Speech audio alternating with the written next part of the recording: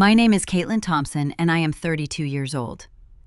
The sound of a mother choosing a party over her daughter's life does not arrive as a shout.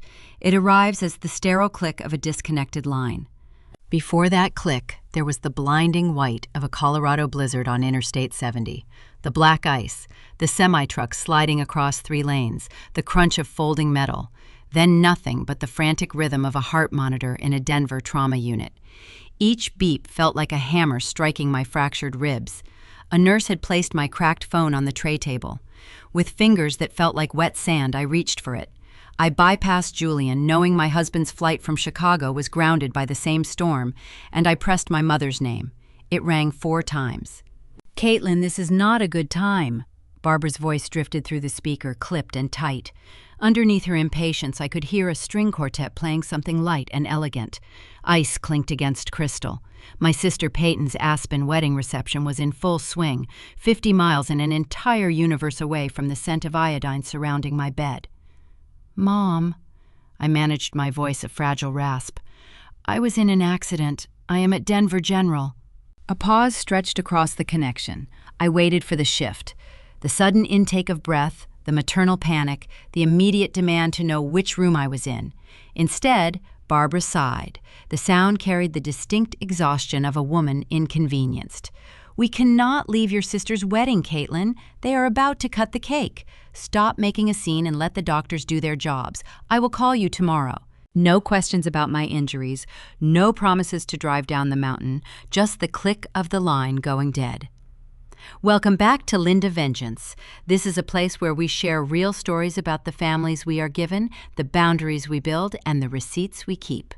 Drop a comment telling me your age and where you are listening from today. It helps more than you know. And be sure to subscribe. I stared at the shattered screen of my phone. The dial tone hummed a flat, indifferent note. I could picture the scene perfectly.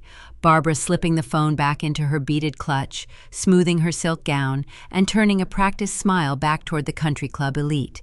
A multi-tiered cake built for optics, prioritized over the daughter currently breathing through a bruised lung.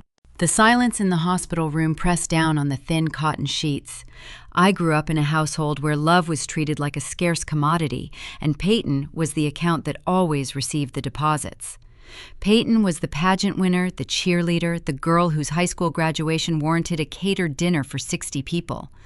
I was the quiet one, the one who preferred numbers to people. By the time I was 18, I was already balancing my father's small business ledgers, finding errors his actual accountant missed. I became a forensic accountant because I learned early on that people lie, but math never does. My parents relied on my quiet competence, but they saved their applause for Peyton. For 32 years, I operated as the family shock absorber, taking the slights, absorbing the disregard, hoping the equation would eventually balance. Lying under those harsh fluorescent lights, the arithmetic finally became clear. My value to them was 0. I did not cry. Tears required an emotional currency I refused to spend on them anymore. I set the phone face down on the tray. A cold, sharp clarity settled over me, chilling the lingering panic in my veins. If I was not worth a hospital visit, they were not worth another second of my life. I would not beg for a place at their table. I would build my own, and they would never be invited to sit at it. The ledger was officially closed. I just needed someone to guard the door while I rebuilt the walls. And as the trauma bay doors swung open, the person who walked through was the last individual my mother would ever expect. The heavy trauma unit doors swung open with a pneumatic hiss. I braced myself for another exhausted resident holding a clipboard. Instead, the woman who walked into the room wore a tailored charcoal blazer and carried a leather briefcase that looked dense enough to break glass. Maya. She was Julian's business partner and former law school colleague. While Julian had transitioned into corporate consulting, Maya had remained on the litigation track. She was a woman who navigated hostile boardrooms the way a shark navigates a coral reef. Her parents had immigrated from Bogota when she was a child, and she had spent her entire life proving she belonged in rooms that systematically tried to keep her out. Maya did not trade in soft comforts or empty platitudes. We shared a mutual respect built on a common language: precision. Maya bypassed the flimsy plastic visitor chairs and walked straight to the foot of my bed, her dark eyes scanning the medical chart clipped to the rail. "Julian is trapped at O'Hare," she said, her voice dropping into the quiet, steady authority she usually reserved for cross-examinations. "He put me on the first available flight out of Midway. I left a corporate deposition on the table. Opposing counsel is currently having a panic attack, but that is his problem. You are my problem now."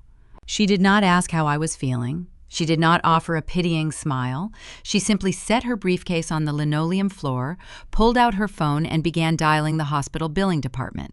For the next 4 hours, Maya became a human shield. When a nurse tried to delay my pain medication, Maya intercepted her in the hallway, citing patient care statutes, until the dosage arrived 3 minutes later. When the insurance representative called to dispute my emergency room coverage, I listened to Maya dismantle the agent with a terrifying, icy calm. "My client is a Tier 1 trauma admission," Maya stated, her gaze fixed on the snow swirling outside my window. "You will process the preliminary code as a catastrophic injury without delay, or I will personally depose your department head by Tuesday morning." The contrast was staggering. My own mother, sharing my DNA, had deemed my survival an inconvenience to her social calendar. Maya, bound to me only by my marriage to her friend, had dropped a career-defining case to ensure I was not alone in a sterile room. Around midnight, the hospital quieted down. The snowstorm continued to bury Denver, blanketing the city in a heavy, isolating silence. Maya pulled a chair close to my bed. She retrieved her phone from her pocket and unlocked the screen. "You need to see this, Caitlin," she said softly. "Not to hurt you, to cure you." She turned the screen toward me. It was Barbara's social media feed. The images were crisp, bright, and suffocating. Peyton standing in her custom silk gown holding a flute of champagne, Trent, my new brother-in-law, flashing a perfectly capped smile, and there was Barbara standing next to a towering 6-tier wedding cake adorned with edible gold leaf. The caption beneath the photo read, "The perfect day. Nothing matters more than family." I stared at the glowing screen. The irony was so sharp it felt like a physical cut. My mother was broadcasting her devotion to family while her youngest daughter lay tethered to a heart monitor 50 miles away. The cake was pristine, structurally flawless, and entirely hollow on the inside. It was the perfect monument to the people who raised me. "Can you reach my phone?" I asked, my voice barely a whisper. Maya handed me the cracked device. I unlocked it. I opened my contacts. I did not draft a dramatic text message detailing my pain. I did not leave a tearful voicemail begging for an explanation. Explanations were for people who misunderstood each other. Barbara and I understood each other perfectly. I scrolled to my father's name, Richard Thompson. I tapped the screen, block caller. I scrolled to Peyton, block caller. Finally, I scrolled to Barbara, the woman who taught me that love was a transaction I could never quite afford. I pressed the button, block caller. I set the phone down. The physical pain in my chest remained, but the psychological weight I had carried for 3 decades evaporated. The ghosting was immediate, complete, and silent. I was done waiting for a seat at their table. Julian arrived 36 hours later, exhausted and pale, rushing into the room with snow still clinging to his overcoat. When he held my hand, the final piece of my psychological fortress clicked into place. Blood obligation had failed me, but my chosen family had crossed state lines and braved a blizzard to stand guard at my door. The physical recovery took 6 weeks. The mental pivot took less than an hour. Sitting at our dining room table with Julian and Maya wrapped in a heavy wool sweater, I laid out the blueprint for my survival. I was a forensic accountant. I spent my days hunting down hidden assets, unearthing dummy corporations, and finding the truth buried beneath layers of corporate deceit. If my biological family survived on optics and lies, I would build a kingdom on undeniable, audited facts. "We are starting our own firm," I announced, sliding a legal pad across the table. "Julian, you handle the strategic consulting. I will manage the forensic auditing. Maya, I want you to leave your firm and join us as chief legal counsel." Maya looked at the legal pad, then up at me, her lips curved into a sharp smile. I was getting bored with my partners anyway. "We built the empire from the ground up. We leased a sleek, modern office space in downtown Denver, trading the traditional mahogany and leather for glass walls and steel fixtures. We wanted transparency. We wanted precision. For 3 years, I channeled every ounce of grief, every lingering memory of that hospital room, into the work. Forensic accounting is not just mathematics. It is warfare conducted through spreadsheets. It requires a predator's instinct. I tore through corrupted corporate ledgers, exposing embezzlers and restructuring bankruptcies for high-net-worth clients. Julian brought in the clientele, and Maya ensured our contracts were bulletproof. We formed an ironclad inner circle. During those 3 years, the silence from Aspen remained unbroken. My parents made no serious effort to bypass the digital walls I had erected. They preferred the narrative that I was the selfish daughter who had distanced herself, rather than confront the reality of their own neglect. I let them keep their fiction. I was too busy building my reality. By our 3rd year, the firm was pulling in revenue numbers that made established Denver institutions nervous. We were untouchable, independent, and entirely self-made. I had achieved my ultimate goal.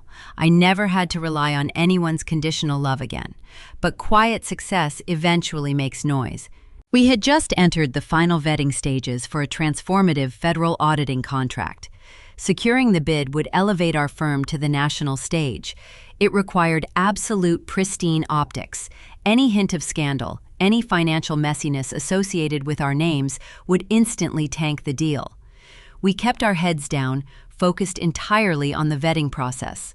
Then, a prominent Denver business magazine decided to run a feature on the city's fastest-growing financial sectors. They requested an interview. Julian handled the press, keeping the focus on our methodology rather than our personal lives. When the issue hit the newsstands, I walked into the lobby of our building and saw my own face staring back at me from the glossy cover. The headline read, "The Unseen Architect of Denver's Financial Truth." The article was flattering. It was professional. It also estimated our firm's valuation in the tens of millions. I bought a copy, carried it up to my glass-walled office, and dropped it onto my desk. A cold knot formed in my stomach.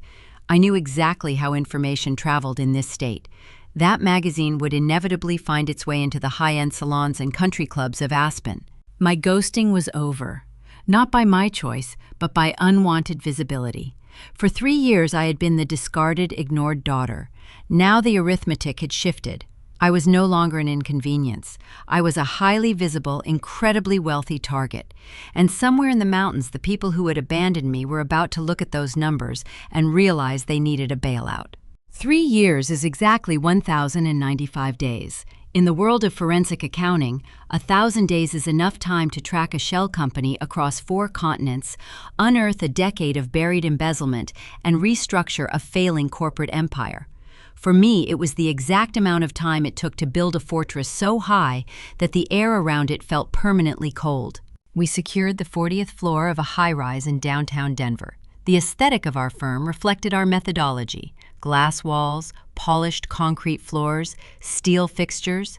We designed an environment where transparency was mandatory and shadows had nowhere to hide. Julian navigated the boardrooms, securing contracts with tech conglomerates and private equity groups who suspected internal bleeding. I ran the numbers. I spent my days inside corrupted ledgers, tracing fraudulent wire transfers and decoding phantom payrolls. Maya stood at the gate, drafting ironclad non-disclosure agreements and tearing opposing counsel to shreds whenever a target tried to hide behind litigation. We were a machine, we were lucrative, and we were entirely out of reach from the people who shared my last name.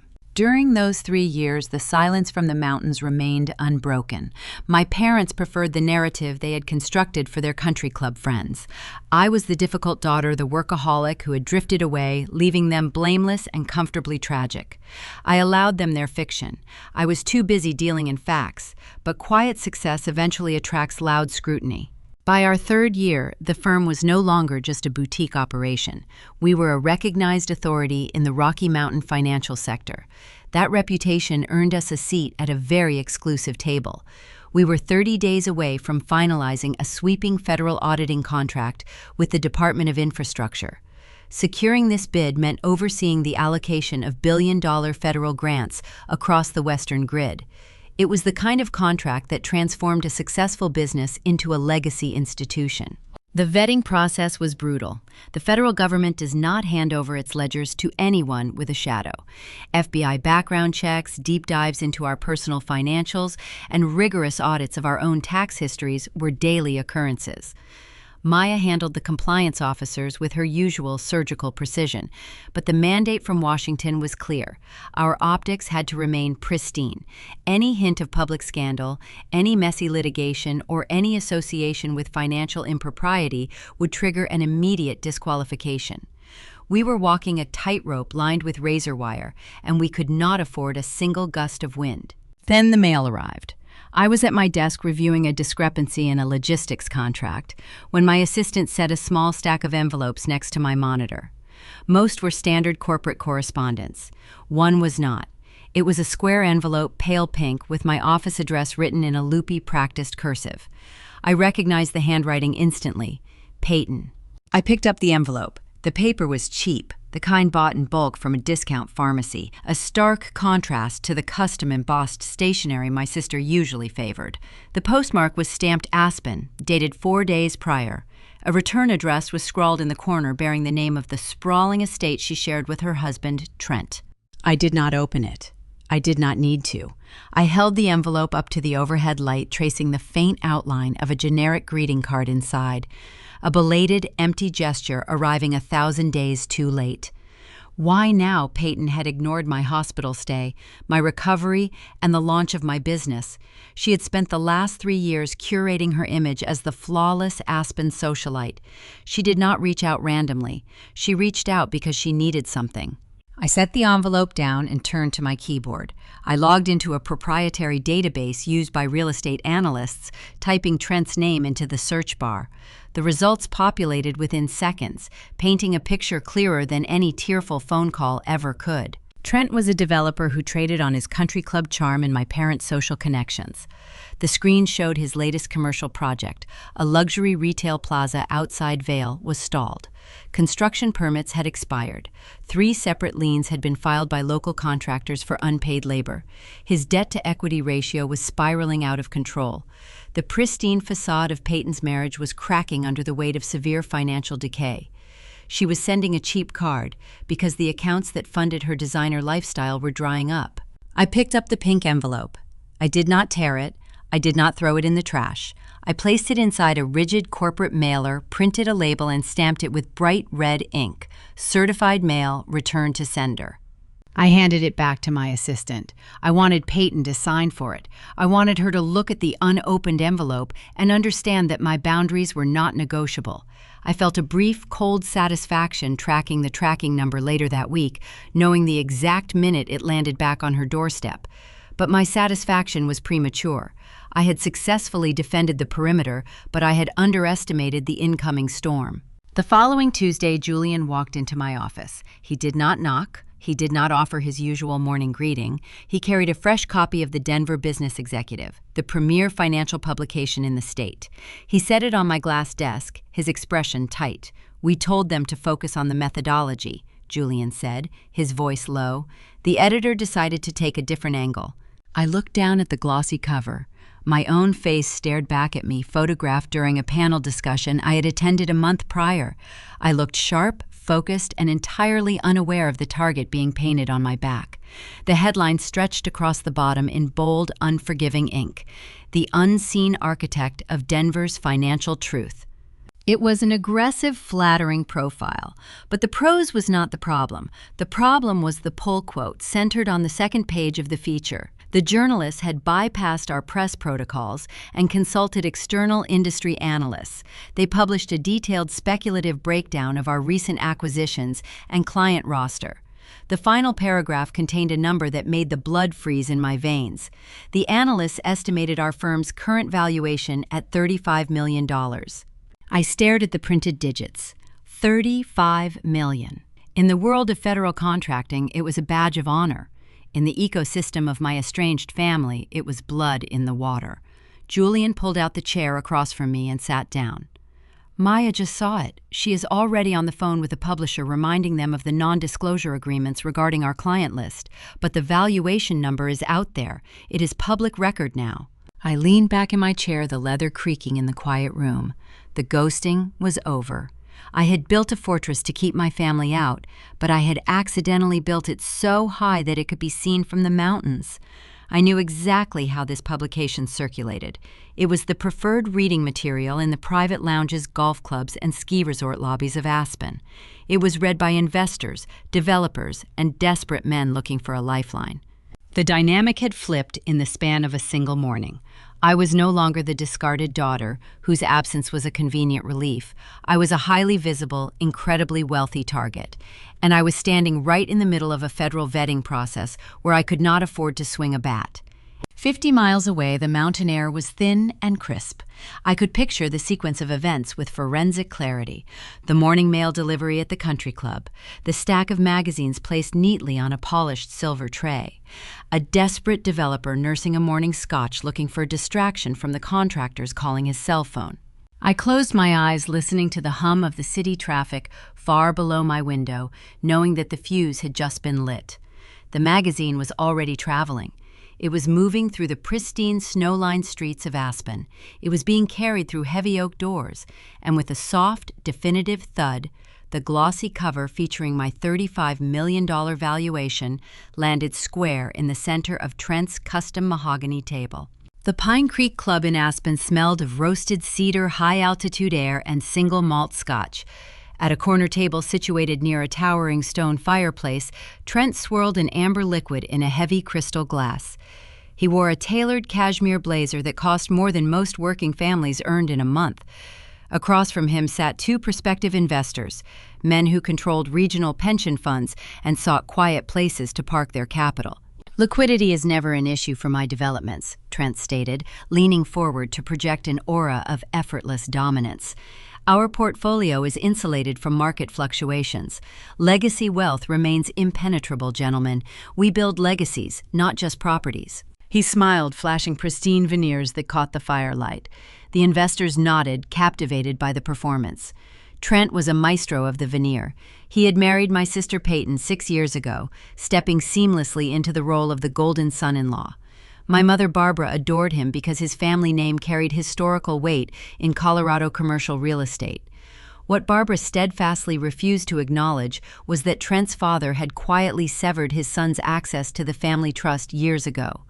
The patriarch had grown tired of underwriting a string of failed commercial gambles.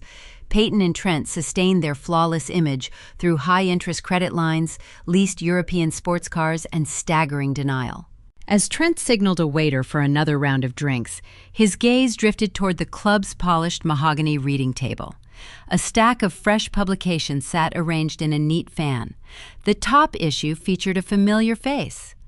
My face. 50 miles away, inside a climate-controlled server room in downtown Denver, I was staring at a very different reality. The magazine publication had forced my hand, accelerating a defensive strategy I had hoped to delay. I could not afford blind spots while the federal vetting process remained active. If my family decided to initiate contact, I needed to understand their exact financial leverage. Using our proprietary auditing software, I pulled the property records, tax filings, and corporate registrations for every entity tied to my brother-in-law. The math displayed on my monitors was brutal. While Trent pitched his impenetrable wealth over premium scotch, I watched a cascading sequence of financial ruin map itself across my screens. His flagship project, a luxury retail plaza outside Vail, was cross-collateralized with his primary residence. He had taken out mezzanine loans at loan shark interest rates just to cover the monthly minimums on his heavy construction equipment leases. His debt-to-equity ratio was not merely dangerous, it was terminal. If a single creditor called in a note, or if a supplier filed a grievance, the entire structure would collapse into dust.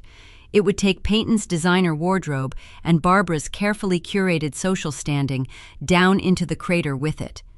Trent was treading water with an iron safe chained to his ankle, smiling at the other swimmers. Back at the country club, Trent picked up the magazine. The bold headline caught the overhead lighting. He read the analyst's valuation printed on page 2. $35 million. The The color drained from his face, leaving his skin the shade of wet ash. The crystal glass slipped a fraction of an inch in his grip before he tightened his knuckles. He abruptly excused himself from the investors, citing an urgent phone call, and walked briskly toward the valet stand. He drove straight to my parents' estate, pushing his vehicle well over the mountain speed limits. Barbara was in her sunroom, arranging imported orchids, when Trent dropped the magazine onto the glass patio table. The sound shattered the quiet afternoon. Peyton sat on a velvet sofa nearby, scrolling mindlessly through a tablet. "Read the second page," Trent instructed. His voice lacked its usual polished cadence, reduced to a hollow rasp. Barbara adjusted her reading glasses. Her eyes tracked the column of text. I knew my mother well enough to map the exact sequence of expressions crossing her features. First came disbelief, a rejection of a reality she did not authorize. Next came a flash of indignation, insulted that the daughter she discarded had thrived without her permission. Finally, the indignation gave way to something far more dangerous, frigid calculation. Peyton leaned over to look at the numbers. "$35 million, she whispered. Her voice was laced with a potent mixture of envy and desperate hope. "We have a liquidity crisis," Trent announced to the room, instantly abandoning the impenetrable wealth narrative he had spun just an hour prior. "The Vail contractors are filing liens tomorrow morning. The bank is threatening to accelerate the mezzanine note. If we do not secure a substantial capital injection by the end of the month, the house goes into foreclosure." Barbara slowly closed the magazine. She did not panic. She viewed the revelation not as a tragedy but as a providential opportunity. A forgotten asset had just matured, and she fully intended to collect the dividend. "Caitlin has always been stubborn," Barbara mused, smoothing an invisible crease in her silk blouse. "But she is still family. She just needs to be reminded of her obligations." A reconnaissance mission was born in the shadow of those orchids. They could not send Trent. I had never liked him, and his desperation would reek. They could not send Richard because my father possessed the diplomatic skills of a frightened rabbit and would likely fold under pressure.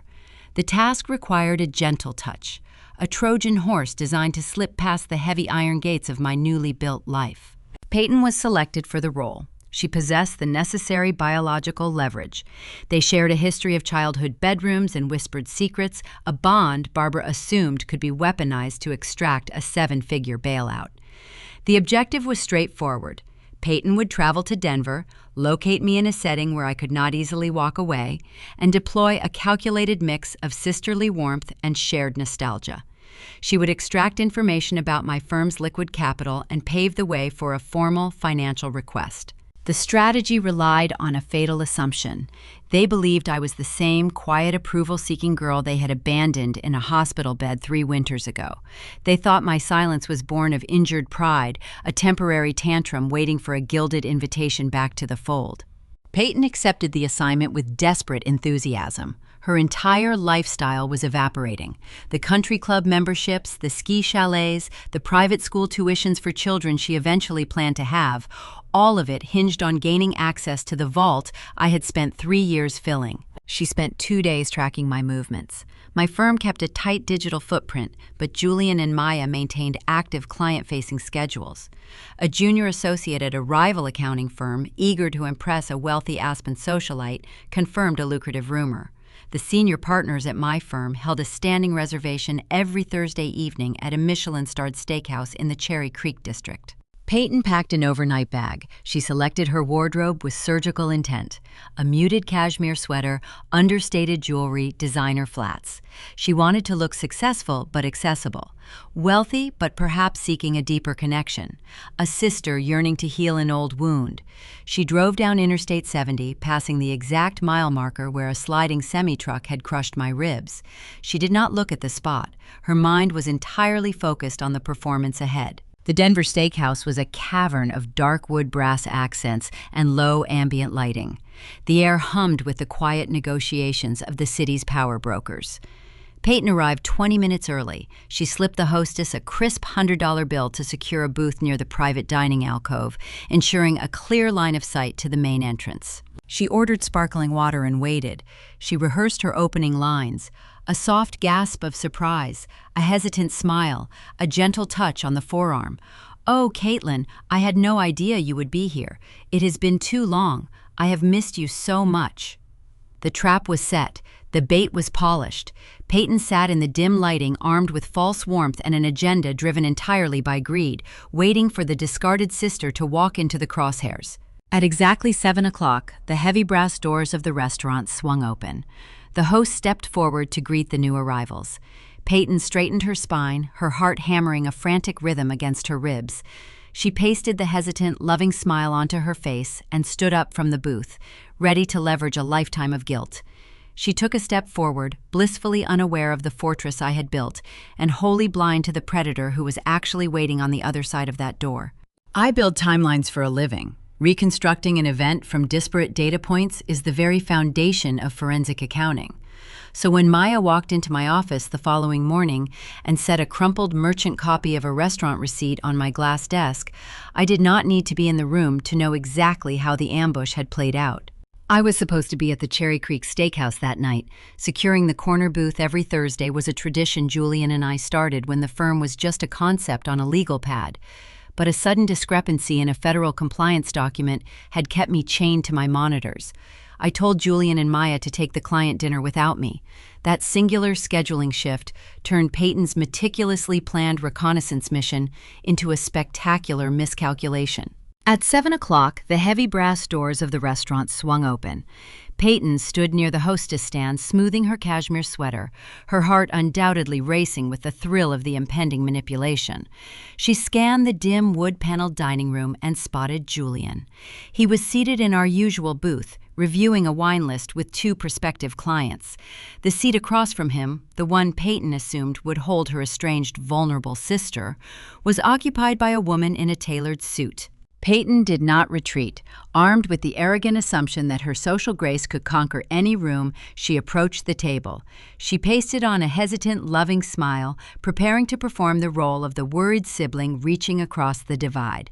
"Excuse me," Julian Peyton said, letting her voice carry just enough to ensure the clients heard her. "I hope I am not interrupting. I was just hoping to catch Caitlin. It has been so long since she spoke to the family." Julian looked up. His expression did not register surprise, only a flat, polite endurance. Before he could respond, Maya placed her menu on the table. Maya knew exactly who Peyton was. I had shown her the wedding photos 3 years prior in the hospital. Maya possessed a photographic memory for faces, statutes, and liabilities. She analyzed Peyton the way a litigator evaluates a hostile witness stepping onto the stand, noting the slight tremor in Peyton's hands and the forced widening of her eyes. "Caitlin is unavailable tonight," Maya stated, her voice a smooth, low register that commanded immediate authority. "I am Maya, her business partner and chief legal counsel. You must be Peyton." Peyton faltered, the rehearsed script suddenly useless. She recovered quickly, slipping into the booth uninvited, leaning forward to project an aura of intimate concern. "It is a pleasure," Peyton replied. "I just wanted to check on her. We were all so heartbroken when she abandoned us. She has a habit of running away when things get difficult, you know. My mother worries constantly, but seeing the recent news, it looks like she is managing her little firm quite well." The phrasing was a calculated insult disguised as praise. Peyton was fishing for valuation details, testing the waters to see if the $35 million figure printed in the magazine held any weight. She expected Maya to offer polite corporate deflections. She expected to leverage social etiquette to extract intelligence. Maya did not play by country club rules. "Abandonment implies a duty of care that was discarded," Maya replied, her tone perfectly level. "Self-preservation is the act of removing oneself from a toxic environment to ensure survival. Caitlin did not abandon your family. She amputated a liability. There is a distinct legal difference." A mottled red flush crept up Peyton's neck, clashing with the soft fabric of her sweater. The clients at the table fell silent, captivated by the sudden drop in the atmospheric pressure. "I am just trying to look out for my sister," Peyton countered, her voice pitching an octave higher. "Sudden wealth can be overwhelming. My husband Trent handles private equity, and he was hoping to offer her some guidance, to keep her grounded." Maya picked up her water glass, taking a slow, deliberate sip before setting it back on the linen tablecloth. "Your husband," Maya said, locking her dark eyes onto Peyton, "is currently carrying a debt load that exceeds his liquid assets by a ratio of 4 to 1. The contractors on his Vale project are filing liens as we speak. His mezzanine lenders are preparing to call their notes by the end of the fiscal quarter. He does not manage equity. He manages a highly flammable house of cards. I would advise against offering financial guidance to a woman who builds federal auditing protocols before her morning coffee. The silence that followed was suffocating. Peyton stared at Maya, her lips parted, the air completely knocked from her lungs. The designer facade she had spent years cultivating was stripped away in 3 sentences, leaving nothing but the stark, undeniable reality of her financial desperation exposed under the dim restaurant lighting. She had walked into the lion's den expecting to find a wounded gazelle, only to discover the perimeter was guarded by a legal predator. Desperate to salvage any remaining shred of dignity, Peyton signaled the waiter. She had ordered a premium cocktail at the bar while waiting for our table, and she needed to close her tab before she fled. "I will just pay for my drink and leave," Peyton muttered, refusing to meet Maya's gaze. The waiter arrived holding a leather folio. Peyton reached into her designer handbag, retrieving a sleek platinum credit card, and dropped it onto the tray with a practiced flick of her wrist. The waiter bowed slightly and disappeared toward the point-of-sale terminal. For 2 agonizing minutes, nobody spoke. Julian resumed his quiet conversation with the clients, rendering Peyton entirely invisible. Maya simply watched her expression unreadable. When the waiter returned, his posture was rigid. He leaned down, pitching his voice to a discreet whisper meant only for Peyton. "I am sorry, madam. The card was declined. Do you have another form of payment?" Peyton froze. Her hands began to shake in earnest now. She fumbled through her wallet, pulling out a secondary card tied to a different bank, her breathing shallow and ragged. The waiter took it, walked away, and returned a moment later with the exact same grim expression: insufficient funds. The silence at the table transformed into a crushing weight. Peyton looked down at her hands, the reality of her husband's crumbling empire manifesting in a plastic rectangle that possessed 0 purchasing power. She was trapped in a high-end restaurant, unable to afford a single glass of gin. Maya did not smile. She did not offer a condescending remark. In a silent, humiliating display of absolute dominance, Maya reached into her blazer, produced a heavy corporate card, and handed it to the waiter. "Put her tab on our firm's account," Maya instructed smoothly. "Consider it a charitable contribution." Peyton stood up so fast her chair scraped harshly against the hardwood floor. She did not say thank you. She did not say goodbye. She grabbed her handbag and practically ran toward the brass doors, her composure shattered into 1,000 jagged pieces. The drive back up the mountain to Aspen was a blur of black asphalt and swirling snow. Peyton gripped the steering wheel, tears of profound humiliation stinging her eyes. She had been sent to extract a quiet surrender, and she was returning with a terrifying revelation. I was not the isolated, vulnerable sister they remembered. I was shielded by an impenetrable chosen family, a fortress of loyal, ruthless operators who could not be manipulated by blood ties or false nostalgia. When Peyton finally reached the sprawling estate, she found Barbara waiting in the sitting room, a cup of herbal tea resting on her lap. Trent paced the length of the Persian rug, chewing on his thumbnail. "Well," Barbara asked, looking up with expectant eyes, "did she agree to meet?" Peyton dropped her handbag onto a leather ottoman. Her hands were still trembling. "She was not there," Peyton said, her voice hollow. "Her lawyer was. They know everything, Trent. They know about the Vail liens. They know about the mezzanine debt. They pulled our public records." Trent stopped pacing. The color drained from his face again, leaving him looking like a hollow shell of a man. Barbara slowly set her teacup onto its matching saucer. The delicate clink of porcelain echoed in the quiet room. Her calculation adjusted. The soft manipulation tactic was dead upon arrival. Guilt trips required a receptive audience, and I had hired a bouncer to keep the audience out of the theater. "If they want my money," Barbara realized, with a cold, terrifying clarity, "they will not get it by asking nicely." The polite approach had failed. The invisible war had just shifted into open hostility. If they were going to crack the vault, they would have to force my hand, setting the stage for a confrontation that could not be fought in the shadows. Richard Thompson spent his entire marriage perfecting the art of blending into the wallpaper. He was a man who constructed his life around the path of least resistance. Growing up, I understood the unspoken rules of our household. Barbara dictated the terms of our reality, Peyton reaped the rewards, and my father simply nodded to keep the peace. He owned a regional logistics company managing trucking routes across the state, yet in his own living room, he carried zero authority. He was the kind of father who would slip a $20 bill into my coat pocket after my mother berated my career choices in front of her friends, whispering that he was proud of me. Private sympathy, public betrayal. He believed those quiet, hidden moments of kindness absolved him from his failure to protect me in the open. I stepped off the private elevator onto the 40th floor of our firm. The polished concrete floors reflected the morning sunlight streaming through the floor-to-ceiling windows. I was reviewing a quarterly tax projection on my tablet, my mind occupied with federal compliance codes when I looked up and saw him. Richard was sitting on the edge of a sleek leather waiting sofa in our reception area.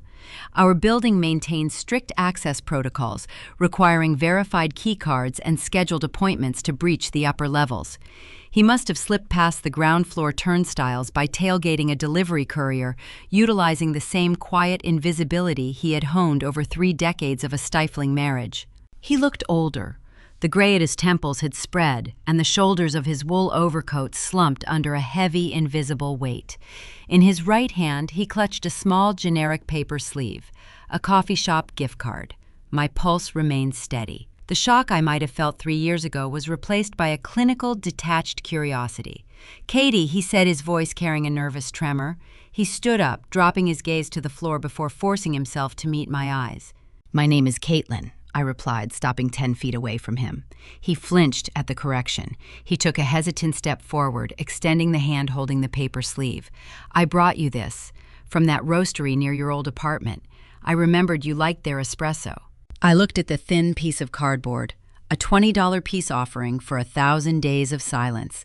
It was the ultimate enabler tactic, a cheap, trivial gesture designed to bypass accountability and reset the clock without ever acknowledging the damage done. "How did you get into this lobby, Richard?" He swallowed hard, his Adam's apple bobbing above the collar of his woolen scarf. "I needed to see you. Peyton came home last night in tears. The things your partner said to her at the restaurant, they were harsh. But that is not why I am here. I came to warn you."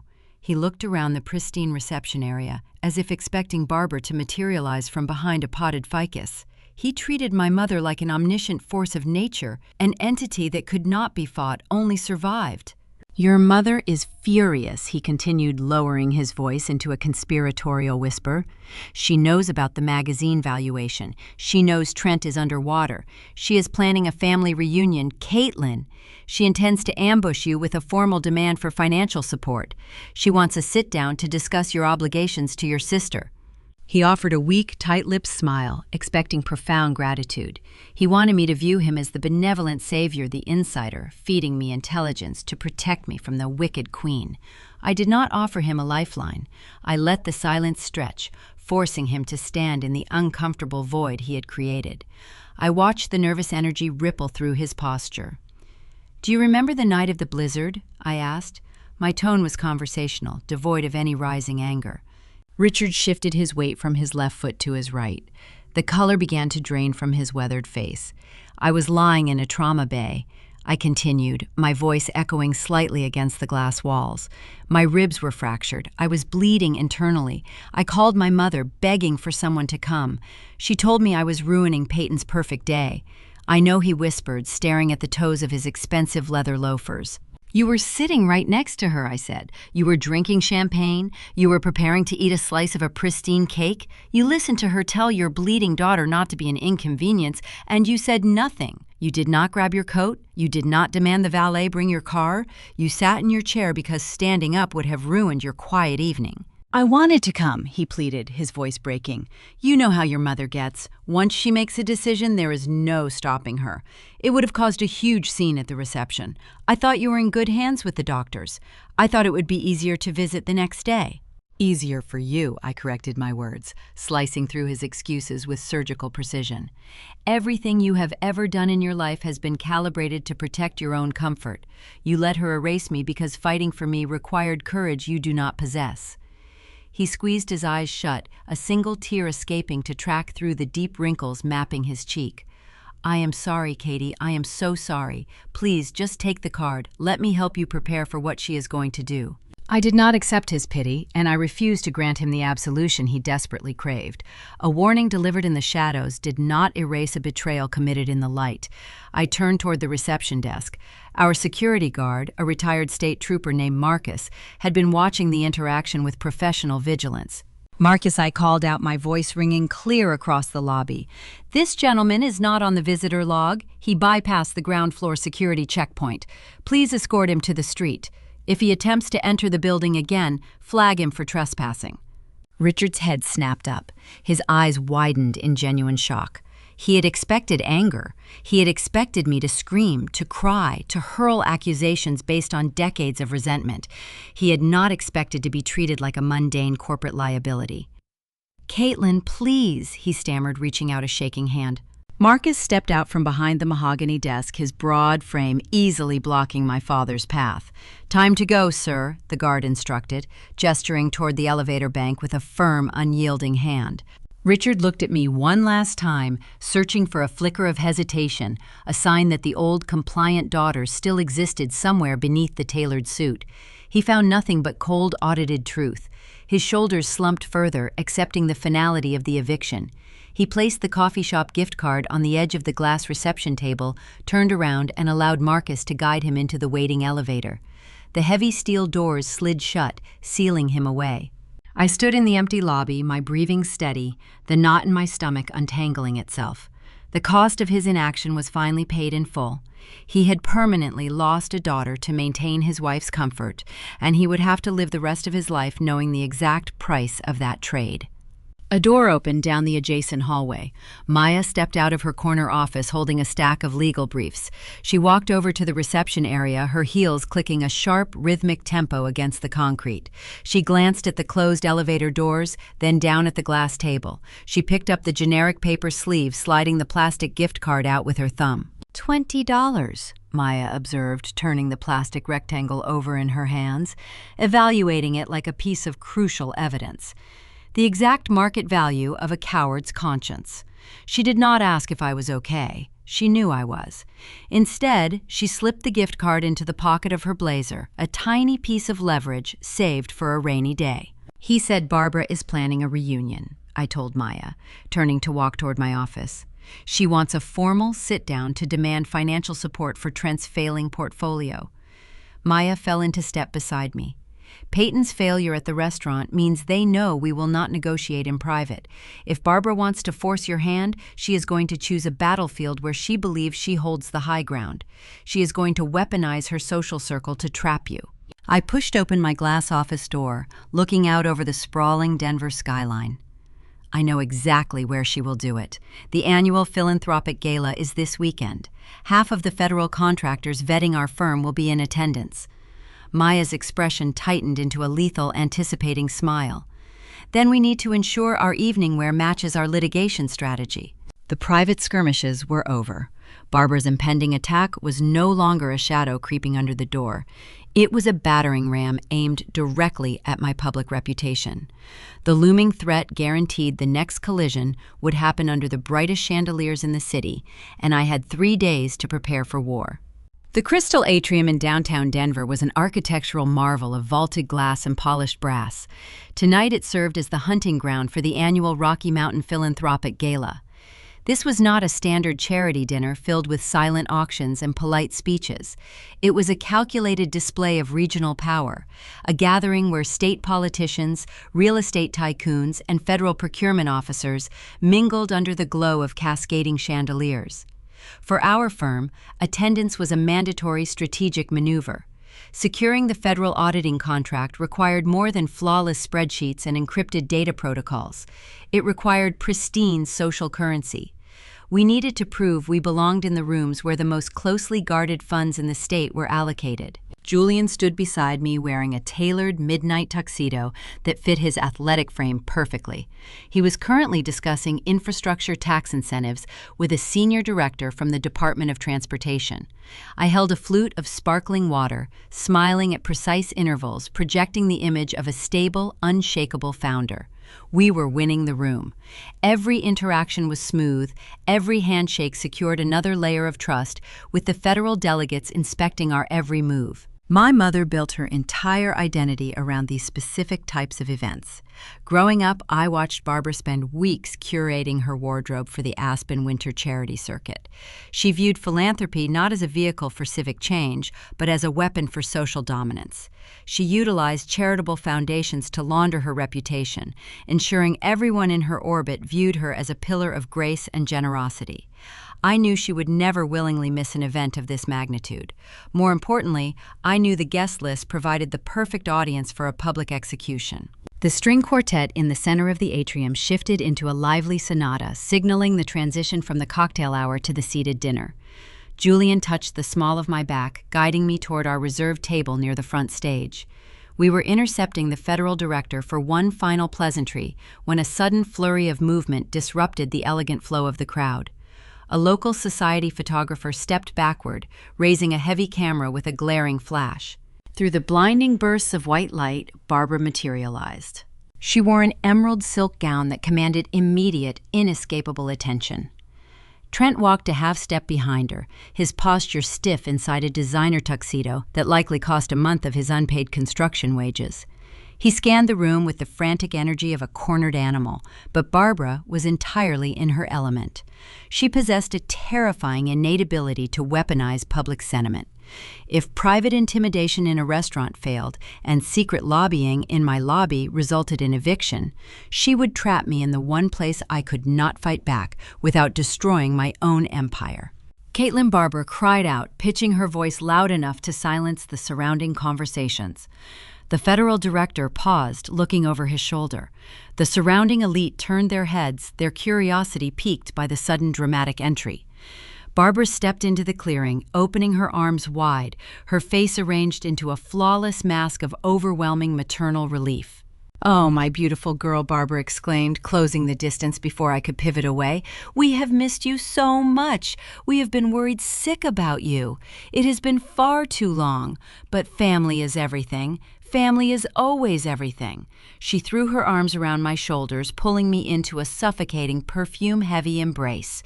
The photographer snapped 3 rapid photos capturing the heartwarming reunion of a devoted mother and her successful estranged daughter. The trap was brilliant in its terrifying simplicity. Barbara knew I was courting the federal delegates standing less than 5 feet away. The government despises instability. If I pulled away, if I raised my voice or caused a scene to defend my boundaries, I would instantly be labeled erratic, emotional, and unfit for a high-stakes government contract. My pristine reputation would shatter under the weight of a public family feud broadcasted across the society pages. But if I submitted, if I allowed her to dictate the narrative, she would secure a permanent foothold in my life, using the photographs as undeniable proof of our reconciliation to extract the capital Trent so desperately needed. She expected me to freeze. She expected the quiet, compliant girl she raised to prioritize public decorum over personal survival. I did not freeze. I leaned into the embrace. I placed my hands on her emerald silk shoulders and squeezed, plastering a flawless, radiant smile onto my face for the flashing cameras. To the outside observer, we were the picture of healed generational trauma. Behind the shield of my smile, I positioned my lips inches from my mother's ear. I lowered my voice to a sharp register that only she could hear, stripping away the warmth until my words were nothing but jagged ice. "I know about the veil leans, Mom," I whispered. I felt her entire body rigidify. The theatrical warmth radiating from her skin vanished, replaced by a cold, sudden panic. Her manicured hands clamped down on my arms, her fingernails biting into the fabric of my dress. "I know Trent is carrying a terminal debt load." I continued, keeping my smile perfectly intact as another camera flash illuminated the space. "I know his mezzanine lenders are preparing to call their notes, and I know you came here tonight to extort a bailout to save your crumbling image." Barbara tried to pull back, desperate to escape the surgical dissection of her reality, but I maintained my firm grip on her shoulders, holding her firmly in the spotlight she had created. "If you do not turn around and walk out of this atrium right now, I murmured, my tone conversational and pleasant. "I will not just cut you off. I will personally launch a forensic audit into your Aspen Charity Foundation. I will trace every dollar of donor funds, every inflated expense report, and every offshore account you use to fund your lifestyle. I will hand the findings directly to the IRS division chief, who happens to be sitting at my table tonight." I released my grip and took a slow step back, letting the ambient noise of the gala rush back into the space between us. The physical transformation was startling. Barbara's plastered smile cracked. The corners of her mouth trembled as the blood drained from her face, leaving her pale and hollow. Her eyes darted toward the federal director standing nearby, suddenly realizing the scale of the power dynamic she had blindly walked into. She had brought a social guilt trip to a financial war, and she had just been outmaneuvered on her own battlefield. Trent stepped forward, sensing the drastic shift in the atmospheric pressure. He looked at Barbara, then at me. His pristine veneers remained hidden behind a tight, bloodless line. The arrogance he projected at the country club was gone, replaced by the sheer terror of a man watching his final lifeline turn into a hangman's knot. He saw the cold calculation in my gaze and understood, perhaps for the very first time, that I was not just wealthy, I was exceptionally dangerous. Julian stepped seamlessly to my side, offering a polite, dismissive nod to my mother. "If you will excuse us, Barbara, the Department of Transportation is waiting for our consultation."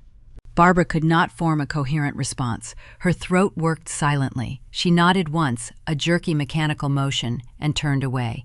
She grabbed Trent's sleeve, pulling him toward the nearest exit. Their retreat was swift and deeply humiliating. The photographer lowered his camera, sensing the sudden evaporation of the moment, while the surrounding guests returned to their champagne, entirely oblivious to the quiet execution that had just occurred in their midst. Julian handed me my sparkling water, his dark eyes tracking their departure through the crowd. "You handled that perfectly." I took a slow sip, the cold liquid soothing my dry throat. She thought public pressure would break me. She miscalculated the structural integrity of my walls. Julian frowned slightly, watching Trent glance over his shoulder before disappearing through the brass doors. "The mother is neutralized," Julian noted. "But look at your brother-in-law. He is not walking away with his tail between his legs. He is calculating his next move." I followed Julian's gaze, realizing the truth in his observation. Trent's posture had shifted from sheer panic to something far more volatile. He was a drowning man, and I had just kicked away the only piece of driftwood in the ocean. Desperation breeds recklessness. The gala continued, the string quartet playing a joyful melody, but the air felt charged with a new, distinct threat. The confrontation had not secured peace. It had merely ended the Cold War. Trent was humiliated, cornered, and fully aware that my knowledge of his finances could put him in a federal penitentiary. A man in his desperate position would realize that defensive maneuvers were no longer sufficient. If he wanted to survive the impending collapse of his real estate empire, he had to strike first. He had to neutralize me before I could release the audit, pushing the conflict out of the ballroom and into a high-stakes legal arena, where the collateral damage could destroy everything I had built. 72 hours after the gala, the retaliation arrived. It did not come in the form of a phone call or a desperate text message. It arrived via bonded courier, requiring a signature sealed inside a thick manila envelope bearing the silver crest of Sterling & Cross. They were a boutique litigation firm known throughout Colorado for one specific specialty. They did not win cases in courtrooms. They won them in the press, utilizing character assassination and public humiliation to force early settlements. Trent had hired the most expensive legal mercenary in Denver. A man in the middle of a liquidity crisis does not hire premium lawyers unless he believes the return on investment will save his life. Maya sliced the envelope open with a brass letter opener. She extracted the documents, her dark eyes scanning the heavy stock paper. I sat across from her in our conference room, watching her jaw tighten. When I was 19, I needed a singular collegiate loan to cover my final semester tuition. I had worked 3 jobs to fund my education, but a sudden tuition hike left a narrow gap. Richard had co-signed that specific note. I paid the balance in full 10 years ago. The account was closed, but in the world of high-stakes litigation, closed accounts could be resurrected to create an illusion of financial entanglement. Trent was preparing to file for Chapter 11 bankruptcy. His lawyer intended to list my firm as an entangled corporate entity, using that ancient co-signed loan as a pretense to force a public discovery process. The legal logic was flimsy, bordering on sanctionable, but the merit of the threat was irrelevant. The true weapon was the headline. If a federal vetting committee saw a subpoena linking my name to a collapsing, fraudulent real estate developer, the federal auditing contract would evaporate overnight. Trent was holding a grenade, threatening to pull the pin unless I wired a 7-figure settlement to his offshore accounts to make the subpoena disappear. He wanted to drag my pristine reputation into his messy, impending financial ruin. Maya tossed the document onto the table. "This is extortion dressed up in a designer suit," she stated, her voice a low, dangerous hum. "The discovery motion is a fishing expedition. I can file a motion to quash, but Sterling and Cross will leak the initial filing to the business journals before a judge even reviews my response. The damage to your federal bid will be done the moment the ink hits the public docket." I looked at the legal threat. Trent thought he was playing chess, moving pieces on a board he believed he controlled. He expected me to panic. He expected me to call my lawyers, draft a settlement, and quietly pay the ransom to protect my life's work. "If we fight this in the daylight," I noted, "we lose the federal contract. We need him to drop the subpoena voluntarily. We need him to think he has already won." Julian leaned against the glass wall, crossing his arms. "How do you make a desperate man stand down?" "You feed his arrogance," I replied. I picked up my phone. I did not dial Trent or his bulldog litigator. I dialed Peyton. I needed a conduit, someone who would run back to Trent with a false narrative that would stroke his ego and lower his guard. I took a deep breath, dropping the cold, guarded posture I had maintained for 3 years. I forced my breathing to become shallow. I introduced a slight, manufactured tremor into my hand as I held the device. The phone rang twice before Peyton answered. Her voice dripped with a smug, triumphant satisfaction. "Hello," Caitlin Peyton purred. "I imagine you received the courier this morning. Trent said you might be calling, Peyton." I started letting my voice crack perfectly on the second syllable. "Peyton, you have to tell him to stop. You cannot do this." There was a pregnant pause on the other end of the line. Peyton was drinking in the sound of my desperation. It was a currency she had been denied for 1,000 days. "Trent is just protecting his business interests," Peyton replied, her tone dripping with false sympathy. "You were so hostile at the gala, Caitlin, you gave him no choice. He needs capital, and your firm is legally entangled. It is just business." "It is not just business," I pleaded, squeezing my eyes shut to sell the performance. "We do not have the liquidity he is asking for. Our capital is tied up in escrow for the federal bid.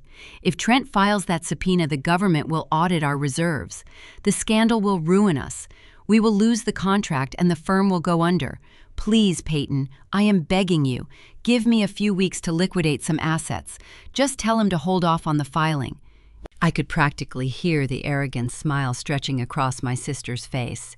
She had finally achieved the dynamic she craved. I was on my knees, begging for her mercy, positioned exactly where she believed I belonged. "I will speak to Trent," Peyton said, her voice dripping with royal benevolence. "But you need to understand, Caitlin, family loyalty goes both ways. We expect a gesture of good faith very soon." "I will get the money I promised," my voice a frantic whisper. "Just hold off the lawyers." I ended the call. The moment the screen went black, the tremor in my hand vanished. My posture straightened. The manufactured panic evaporated, replaced by a cold, lethal focus. The red herring was deployed. Peyton would report back to Trent, assuring him that my firm was scrambling illiquid and terrified. Trent would instruct his lawyers to pause the filing, wanting to wait for a larger payout. He would become arrogant, careless, and entirely blind to the predator moving in the dark. I looked at Maya and Julian. "The defensive perimeter is down," I announced. "Let us go to war." We transitioned into the glass-walled conference room, transforming the space into a forensic war room. The blinds were drawn, the fluorescent lights hummed a steady clinical note overhead. We ordered black coffee and locked the doors. For the next 48 hours, the outside world ceased to exist. Forensic accounting is the art of following shadows. Wealthy criminals do not leave their money in standard checking accounts. They bury their capital beneath layers of corporate obfuscation. They use shell companies in business-friendly jurisdictions to mask ownership. They execute shady transfers between subsidiaries to create the illusion of legitimate revenue. I sat in front of a bank of 3 monitors, my fingers flying across the keyboard. I pulled the property records for Trent's stalled Vale project. I bypassed the standard public filings, utilizing our proprietary software to trace the origin of the initial construction loans. Julian stood at the whiteboard, a black marker in his hand, mapping the corporate hierarchy. He drew a box labeled Vale Retail Associates, drawing a line to a parent company registered in Delaware. The Delaware LLC is a ghost, Julian noted, capping the marker. No employees, no physical address beyond a registered agent storefront in Wilmington. The managing director is listed as a corporate proxy. Trace the tax identification number Maya instructed from the corner sofa where she was reviewing Trent's previous civil litigation history. The proxy has to file a return somewhere. I routed the search parameters through an international database, watching the code cascade across my center screen. I found a secondary transfer. The Delaware LLC was paying exorbitant consulting fees to a holding company based in the Cayman Islands. It was a classic money laundering funnel. Trent was bleeding his own construction project dry, siphoning the investor capital out of Colorado and hiding it offshore, intentionally driving the Vale project into bankruptcy while keeping the cash for himself. The listeners are pulled into the intricate, high-stakes world of forensic accounting. Every keystroke peeled back a layer of deceit. We were no longer playing defense against a bully. We were actively hunting a criminal in the shadows, armed with the tools to dismantle his entire life. But the offshore funnel was not the anomaly that stopped my heart. As the sun began to rise over the Denver skyline, painting the glass walls of our war room in pale shades of orange, I found a tertiary transfer protocol. The Cayman Island Trust was routing a fraction of the stolen money back into the United States. It was a systematic, recurring deposit perfectly structured to avoid federal reporting thresholds. I zoomed in on the receiving account. The routing number belonged to a local bank in Aspen. The account holder was not a corporation. It was a philanthropic entity. Julian? I whispered, the exhaustion vanishing from my system in an instant. Look at this routing path. Julian stepped behind my chair, his eyes narrowing as he analyzed the data flow. Maya stood up, walking over to join us. The 3 of us stared at the screen, the silence in the war room suddenly thick and suffocating. Trent is not just hiding money offshore, I said, my voice barely audible over the hum of the servers. He is laundering the returning capital right back into Colorado. Maya leaned forward, her finger tracing the name of the receiving entity on the glowing monitor. The funds were flowing directly into Barbara's prized country club charity foundation. My mother was not just a clueless socialite married to a cowardly man. She was actively presiding over the repository for Trent's stolen millions. We had just unearthed the fraud, but the most devastating discovery was still waiting in the digital archives hidden inside a single forged signature. The glowing monitor illuminated the dark conference room, casting a pale blue light across the glass walls. I stared at the routing data, my eyes tracing the digital pathway over and over again to ensure the math was correct.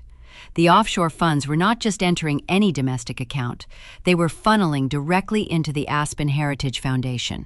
It was the philanthropic crown jewel of my mother's social empire. I leaned closer to the screen, my gaze catching on the name of the intermediary shell company facilitating the transfer, Apex Holdings. The hum of the servers faded into the background, the sterile air of the war room dissolved, replaced by a sudden vivid memory from 5 years ago. It was a Tuesday evening in April. I was sitting at the cramped kitchen table of my old apartment, nursing a mug of cheap instant coffee. Rain lashed against the single-pane window. Trent had arrived unannounced, smelling of premium cologne and carrying a disorganized shoebox full of receipts. He and Peyton had been married for 12 months. My mother had called me earlier that afternoon, instructing me to help her new son-in-law organize his tax filings as a favor to the family. I was conditioned to comply. I spent 4 hours untangling his chaotic ledger. Near the bottom of the box, I found a single unfiled incorporation document for a Cayman-based entity called Apex Holdings. When I asked him about it, Trent had offered a dismissive, patronizing laugh. "Just a small offshore venture, Caitlin. Nothing to worry about. Keep it off the primary return." I had hesitated, feeling a brief pulse of professional unease, but the desire to earn my family's approval overrode my instinct. I omitted the entity. I dismissed the anomaly. The memory evaporated, snapping me back to the present. The timeline clicked into place with terrifying precision. The fraud did not start recently. Trent did not panic and begin laundering money because of a current real estate downturn. Apex Holdings was incorporated the exact same year Peyton walked down the aisle. The extravagant wedding, the custom silk gowns, the leased European sports cars, the country club memberships, all of it was funded by a criminal enterprise from the very beginning. My sister's entire marriage was a financial illusion built on stolen capital. Pull the federal tax disclosures for the charity, Maya instructed, her voice slicing through the heavy silence of the room. If Barbara is presiding over the foundation receiving laundered funds, someone has to be signing the annual IRS 990 forms. We need to know who is authorizing the incoming deposits. I opened a secure portal to the Federal Registry. My fingers flew across the keyboard, typing the federal tax identification number for the Aspen Heritage Foundation. A list of digitized documents populated on the screen. I selected the most recent filing, downloading the heavy PDF file.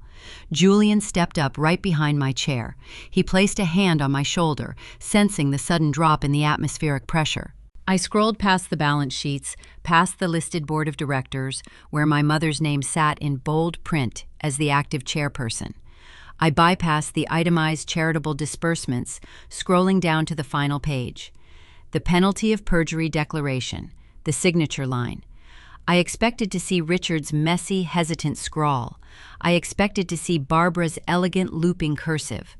The document loaded, the signature rendered in crisp black ink. It was a sharp, angular script. The loop of the letter K was distinct, followed by a harsh cross on the letter T. It was my name, Caitlin Thompson. The air vanished from the war room. I stopped breathing. The blood roared in my ears, a deafening rush of adrenaline and sheer disbelief.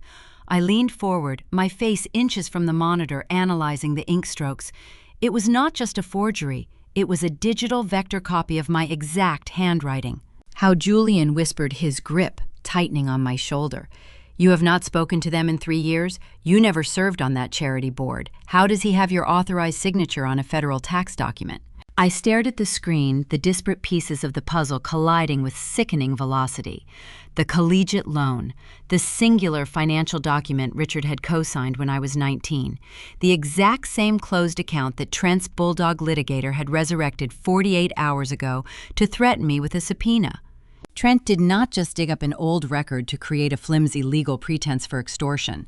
He had kept a copy of my foundational financial records for years. He possessed my social security number, my early banking history, and my verified signature. He used my collegiate loan paperwork to steal my identity, I stated, my voice sounding hollow and detached, as if echoing from the bottom of a well.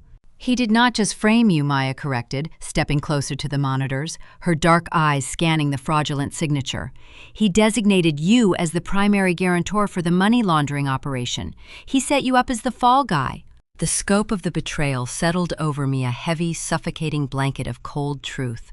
My brother-in-law was operating a federal crime syndicate. My mother was utilizing her charity as the vault, and they had legally positioned me to take the bullet if the authorities ever knocked on the door. If the IRS decided to audit the Aspen Heritage Foundation, they would not arrest Trent. They would not arrest Barbara. They would look at the signature on the tax disclosures, issue an indictment, and arrest me. Julian turned away from the desk, pacing the length of the glass wall, his hands running through his dark hair. This is wire fraud. This is identity theft. This is systemic tax evasion. If the Federal Vetting Committee uncovers even a fraction of this, the auditing contract is dead. The firm is dead. We will lose everything we have built. The stakes were no longer just about protecting my public reputation or avoiding a messy family scandal. The stakes were existential. Maya leaned against the edge of the conference table, her posture rigid, her mind operating 10 steps ahead. You have a choice to make, Caitlin, a very narrow, very dangerous choice. She held up 2 fingers. Option 1. Maya began, her tone clinical and uncompromising. You pay the extortion demand. You wire the 7 figures to Trent's offshore account. He uses the capital to pacify his creditors, drops the subpoena, and the immediate threat vanishes. You use your backdoor access to erase your signature from the digital registry, quietly closing the loop. You save the federal contract, you save the firm, you walk away clean, and you never speak to them again. I looked at her and my throat dry. And option 2. Maya lowered one finger. Option 2. We print these ledgers. We package the routing data, the offshore incorporation documents, and the forged tax filings. We hand the entire binder over to the Department of Justice.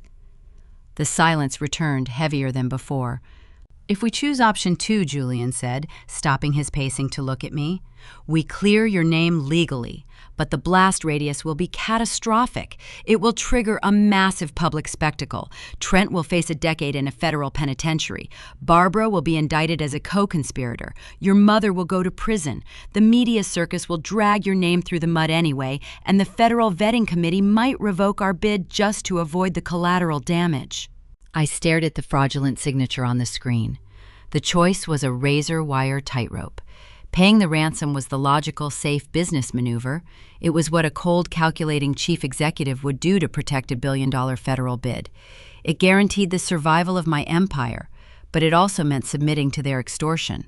It meant allowing them to use me one final time as the shock absorber for their toxic choices. If I pulled the trigger and handed the evidence to the authorities, I would annihilate my own bloodline. I would send my mother to a concrete cell. I would destroy my sister's life. I would be engaging in the exact public scandal I had spent 3 years desperately trying to avoid. I closed my eyes. I thought about the hospital room. I thought about the string quartet playing in the background while I struggled to breathe.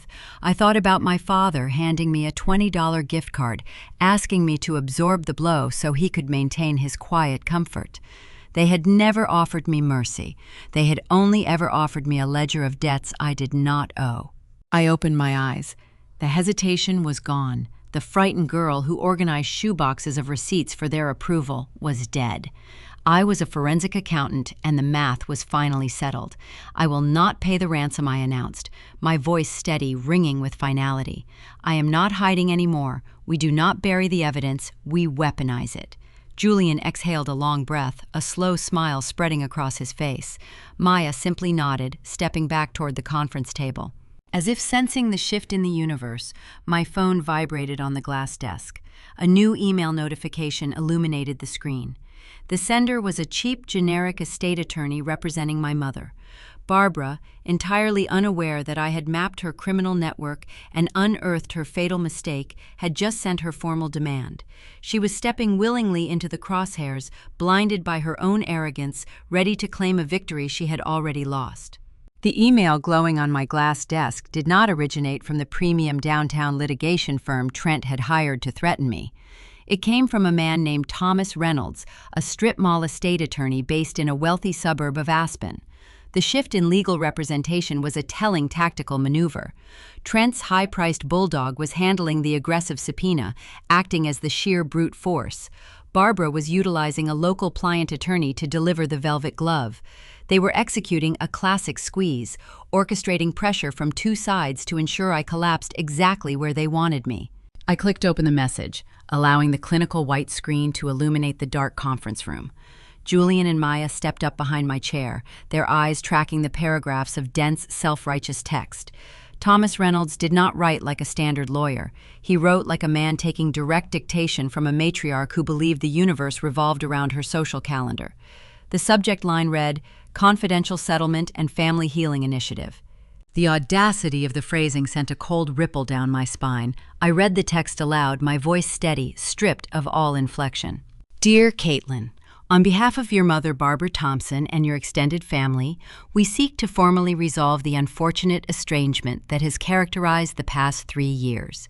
Your family recognizes that unexpected wealth can create isolating circumstances. In the spirit of reconciliation and to protect the legacy of the Thompson name from impending public scrutiny regarding your brother-in-law's business ventures, Barbara proposes a unified path forward. She is requesting a $1.5 million capital investment into Trent's primary holding company. This gesture of good faith will stabilize the family portfolio, satisfy the pending legal discovery motions, and serve as a restorative step to compensate for your selfish absence during crucial family milestones. I stopped reading. The silence in the war room was profound, broken only by the steady hum of our servers processing data in the background. $1.5 million. That was the exact price tag Barbara had placed on my submission. She did not ask for a loan. She did not offer equity in the Veil project. She framed a blatant 7-figure extortion demand as a necessary penalty fee for my failure to attend Sunday dinners and holiday galas. The demand was layered with such breathtaking entitlement that it bypassed anger and registered as pure clinical fascination. She genuinely believed that throwing the word family into a legal threat negated the criminality of the act.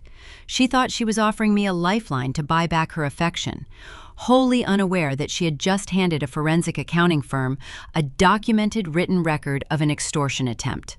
Maya leaned over my shoulder, her dark eyes scanning the signature block of the estate attorney. "This man is a fool," she murmured, her tone laced with professional disgust.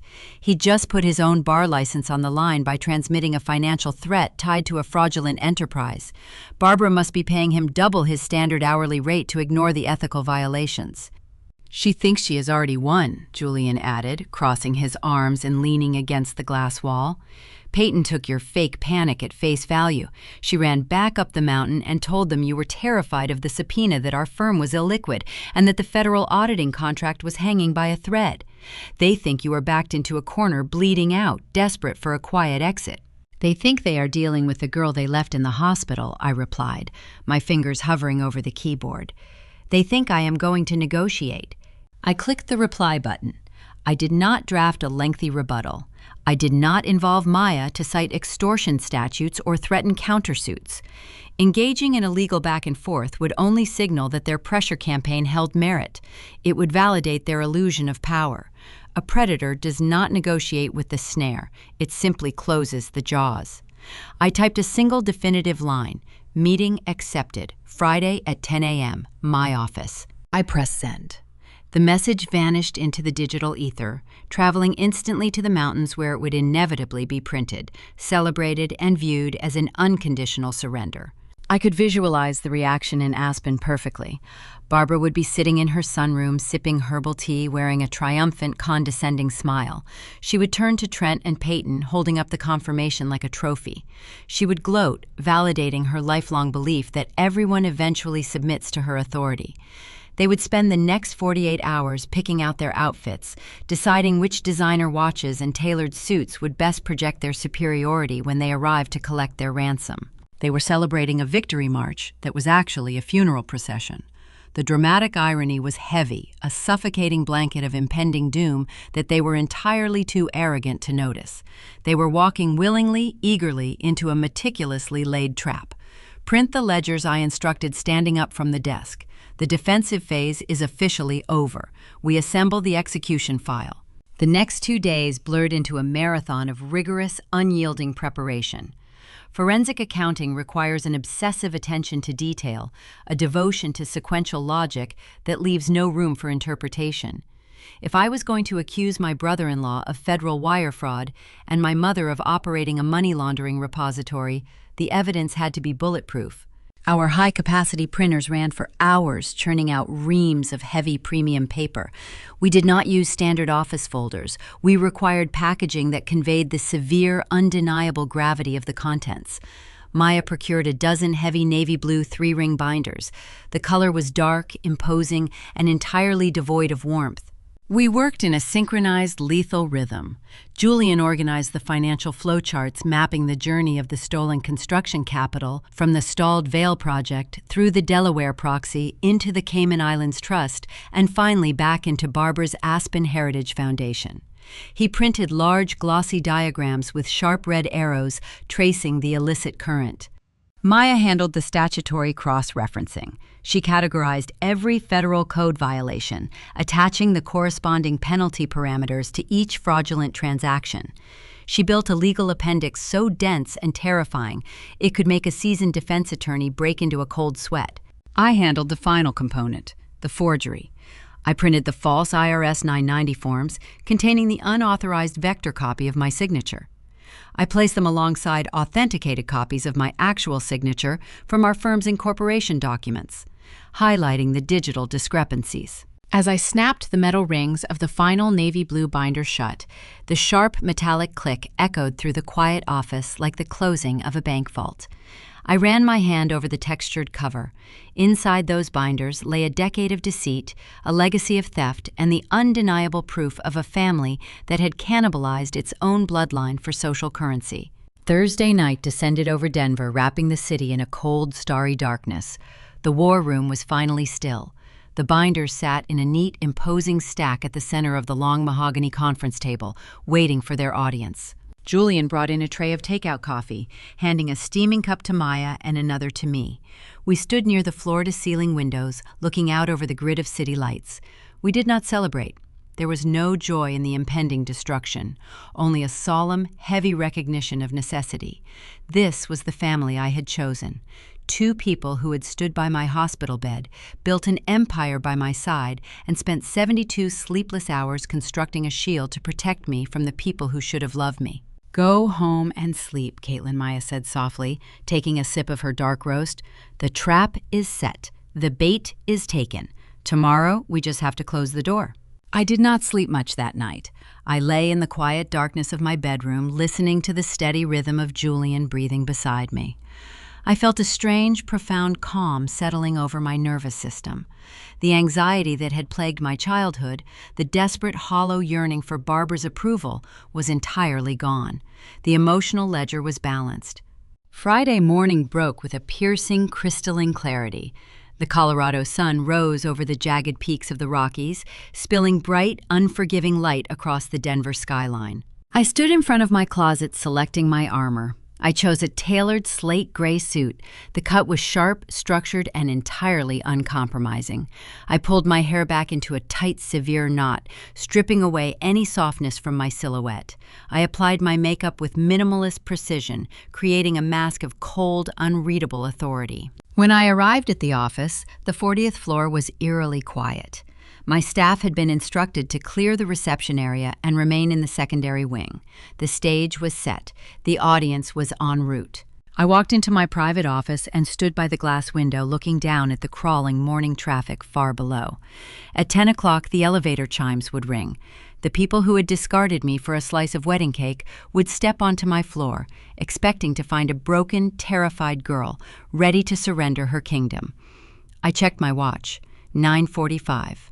I adjusted my cuffs, my emotional armor, perfectly in place. The reckoning, 3 years in the making, was no longer a distant threat.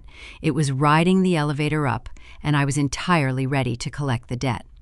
At precisely 10 o'clock in the morning, the elevator chimes echoed through the quiet expanse of the 40th floor. The sound was a sharp, digital note that signaled the arrival of the enemy. I sat at the head of the long mahogany conference table, my spine straight against the leather chair. The morning sun poured through the floor-to-ceiling glass windows, casting long geometric shadows across the polished wood. I did not look toward the frosted glass doors of the boardroom. I kept my gaze fixed on the empty space directly in front of me, waiting for the theater to begin. The heavy doors swung inward. The synchronized rhythm of expensive leather shoes striking the concrete floor announced their entrance. Barbara led the procession. She wore a tailored cream suit, her posture radiating the unearned authority of a visiting monarch arriving to collect tribute from a conquered province. Her chin was lifted, her expression arranged into a mask of weary, benevolent grace. She walked into the room as if she owned the building, the firm and the air circulating through the vents. Peyton followed closely behind, flanking her mother like a loyal lieutenant. She wore a smug, triumphant smile, her eyes darting around the sleek boardroom, silently calculating the square footage and estimating the cost of the custom light fixtures.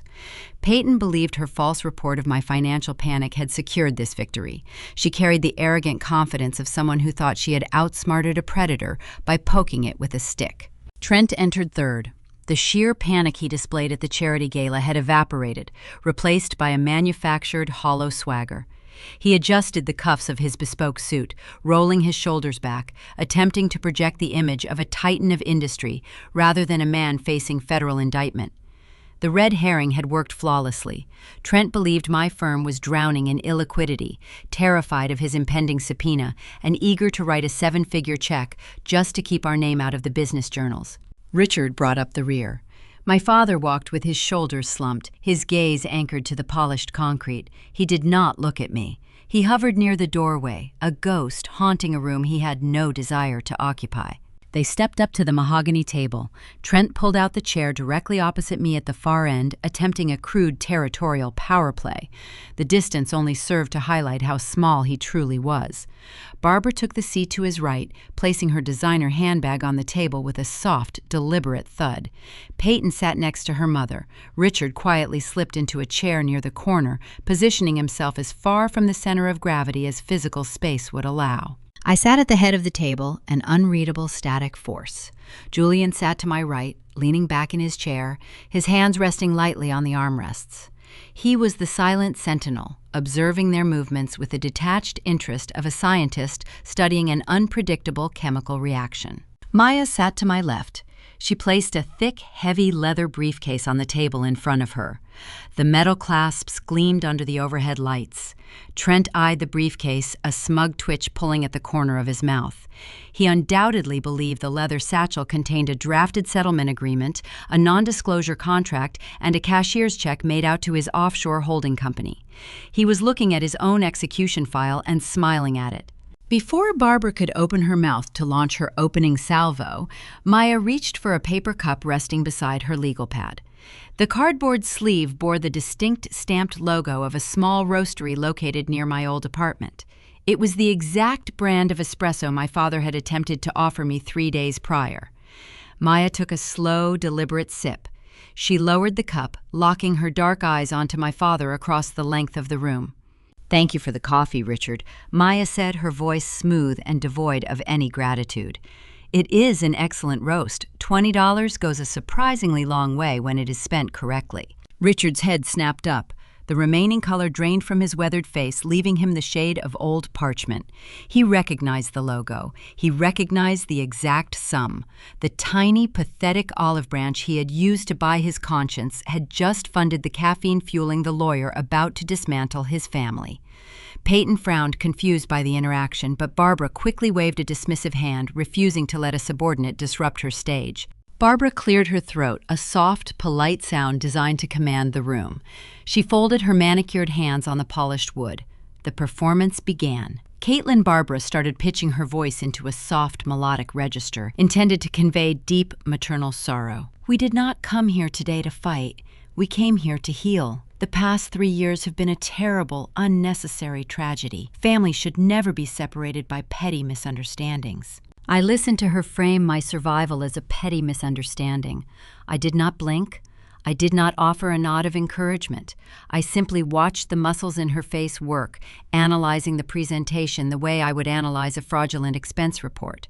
"You isolated yourself," Barbara continued, her tone shifting slightly to weave the guilt into the narrative. "You ran away when things became difficult. We gave you space because we thought you needed time to mature. But seeing you at the gala, seeing the hostility you carried, it broke my heart. I realized we could not wait any longer. A mother knows when her child is crying out for structure." Peyton nodded in solemn agreement, playing her supporting role with practiced ease. Trent steepled his fingers, looking toward the ceiling as if bored by the emotional preamble, eager for the financial transaction to commence. Barbara reached into her designer handbag. She extracted a square of white silk. She held the handkerchief ready before the first tear even materialized, proving the biological reaction was entirely premeditated. She blinked rapidly, forcing a shimmering layer of moisture into her eyes. "Your sister needs you," Barbara whispered, dabbing the dry corner of her eye with the silk square. "Trent has encountered some unfortunate market headwinds. It happens to the best developers. But the stress is tearing their marriage apart. You have built a successful little firm here, Caitlin. You have resources. You have a duty, a blood obligation, to protect your family when they stumble." She lowered the handkerchief, her gaze hardening into something far more transactional. "We are asking for a bridge, a gesture of good faith to repair the damage your absence has caused. $1.5 million, injected directly into Trent's primary holding company. It will satisfy his immediate creditors, stabilize Peyton's household, and prove that you are finally ready to rejoin this family." She framed the extortion as a noble cause. She transformed a ransom demand into an investment in family unity. I looked at the woman who gave birth to me. Behind my static expression, my mind was scrolling through the digital routing codes we had unearthed in the war room. I knew exactly where that $1.5 million would go. It would not pay local contractors. It would not stabilize a real estate portfolio. It would bounce through a Delaware proxy, cross international waters into a Cayman Islands trust, and wash right back into the Aspen Heritage Foundation. She was asking me to fund my own framing. She was demanding I finance the very criminal enterprise that was currently using my forged signature as a federal shield. The sheer, breathtaking arrogance of her demand hung in the air, a toxic cloud filling the sleek boardroom. Barbara leaned back in her chair, a soft, expectant smile gracing her lips. She waited for the capitulation. She expected my shoulders to slump. She expected me to reach into my desk, pull out a corporate checkbook, and purchase my way back into her good graces. The silence stretched across the mahogany table. 10 seconds, 20 seconds. Maya turned her left wrist outward. She stared at the face of her stainless steel watch. She did not try to hide the gesture. She sighed a quiet, distinct sound of profound boredom. It was the universal sound of a high-powered professional realizing her time was being wasted by amateurs. The contrast was jarring. Barbara's high-stakes theatrical production was met with nothing but clinical apathy. Peyton's smug smile faltered. Trent shifted uncomfortably in his chair, the leather squeaking under his weight. He looked at the heavy briefcase resting under Maya's hands, suddenly uncertain if it contained a settlement or a trapdoor. Barbara frowned, the maternal facade cracking just enough to reveal the impatient dictator beneath. "Well, Caitlin," Barbara prompted, her voice losing its melodic softness, taking on the sharp edge of a command. "We are waiting for your response. Do we have an agreement?" I let the silence hang for 5 more seconds. I allowed her to sit at the absolute pinnacle of her false victory, suspended in the air, entirely unaware that the ground below her had been replaced with spikes. I placed my hands flat on the cool, polished wood of the table. I was ready to present the final balance sheet. The silence in the boardroom was heavier than a scream. I let the quiet stretch, allowing Barbara's demand to hang in the air until the sheer absurdity of it became a physical weight pressing down on the room. I did not yell. I did not display a single flicker of anger. Outrage implies a lingering emotional investment, a hope that the offending party might suddenly recognize their cruelty and apologize. I harbored no such hope. I viewed the people sitting across from me not as family members, but as hostile creditors, attempting to collect a debt they did not own. Without breaking eye contact with my mother, I reached toward a slim manila folder resting on the mahogany surface in front of me. I opened the cover. I extracted a single sheet of heavy stock parchment paper. I placed my index finger on the top edge and slid it across the smooth expanse of the table. The paper glided silently, stopping directly in the center of their defensive line. Trent leaned forward, his brow furrowing. Peyton craned her neck, eager to witness what she assumed was a printed confirmation of a wire transfer. Barbara lowered her gaze, a triumphant smile already forming on her lips, fully expecting to see a routing number or a signed settlement agreement releasing them from their financial nightmare. What she saw was a standard corporate invoice. It was formatted using the exact proprietary software my firm utilized to bill our most delinquent, uncooperative accounts. The document was crisp, clinical, and devoid of any familial warmth. The top line detailed their current demand, $1.5 million.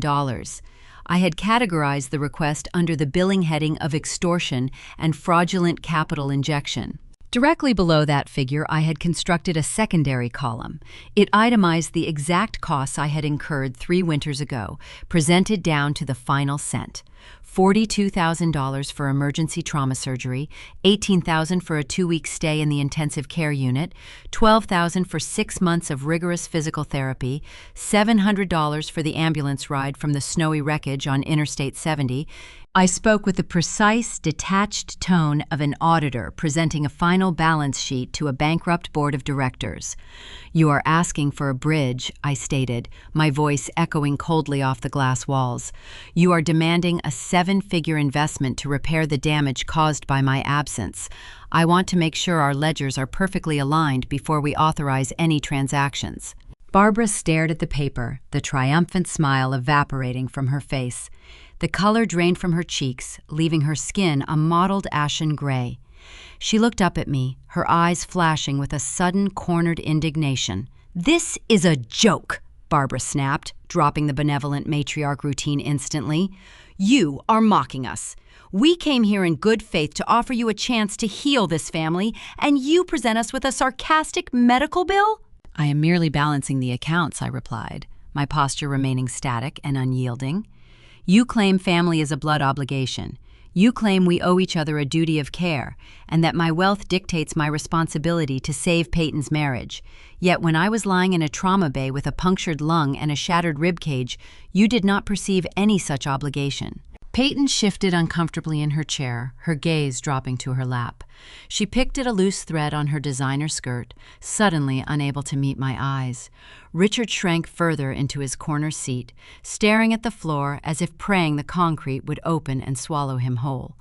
Trent adjusted his silk tie, his manufactured swagger dissolving into a deep, creeping unease. I leaned forward, resting my forearms on the cool wood of the table. I locked my eyes onto Barbara's. "We cannot leave your sister's wedding." I recited the words with pristine, terrifying clarity, replicating the exact clipped impatience she had used on the phone 3 years ago. "They are about to cut the cake. Stop making a scene." The words struck the center of the table like physical blows. They hung in the air, toxic and undeniable. I watched Barbara swallow hard, her throat working as she searched for a deflection, a justification, any rhetorical weapon to regain the high ground. She found nothing. She could not play the grieving wounded mother when her own documented cruelty was sitting printed on the parchment in front of her. "You operated under the assumption that our relationship functioned on a currency of guilt." I explained my tone, remaining entirely conversational, stripping away the emotional leverage she thought she held. "You believed that if you threw the word family into a legal threat, I would revert to the quiet, compliant girl who desperately wanted a seat at your dinner table. You thought I would pay $1.5 million just to avoid your disapproval." I paused, letting the reality of their failure sink into their bones. "But you fundamentally miscalculated the market rate of your affection," I continued. "Your approval holds zero value here. This relationship is nothing more than a failed transaction, and I do not throw good capital after bad investments." The psychological tension in the boardroom peaked. The shift in power was palpable, a sudden drop in barometric pressure that left the invaders struggling to breathe. They realized their guilt trips possessed no currency. Their manipulation tactics were useless against a target who refused to participate in the game. Trent realized the emotional angle had collapsed. He decided to intervene, relying on the brute force of his legal strategy. He leaned across the table, planting his hands firmly on the mahogany surface, attempting to physically intimidate me. "You can be as bitter as you want," Caitlin, Trent sneered, his voice dropping into a harsh, threatening register. "You can print all the sarcastic invoices you desire, but my lawyer sent a formal request, and my litigation team is prepared to file a discovery subpoena tomorrow morning in federal court. If you do not fund this investment, we will drag your pristine auditing firm into my bankruptcy proceedings. Your precious federal contract will burn to the ground. You have no choice. We have the leverage." Barbara straightened her spine, drawing strength from Trent's aggressive posture. She retreated to her final defense mechanism, the illusion of legal superiority. "Trent is right," Barbara added, her voice regaining a fraction of its former arrogance. "You might not care about this family, Caitlin, but you care about your money. You care about your reputation. If you want to keep your little empire intact, you will fund the holding company. We will not leave this building without an agreement." I looked at Trent, then at Barbara. They were clinging to their extortion plot, genuinely believing the threat of a public subpoena still gave them the high ground. They thought the invoice I had just presented was the entirety of my defense, a petty display of resentment before an inevitable quiet surrender. They had no idea the invoice was merely the appetizer. It was just the preliminary paperwork required to open the vault. I did not argue with them. I did not point out the fatal flaw in their logic, nor did I explain that their legal leverage was a phantom built on a foundation of sand. I simply leaned back in my leather chair and nodded to the woman sitting to my left. The time for balancing the emotional ledger was officially over. It was time to audit the criminal one. Maya did not smile. She did not offer a dramatic preamble.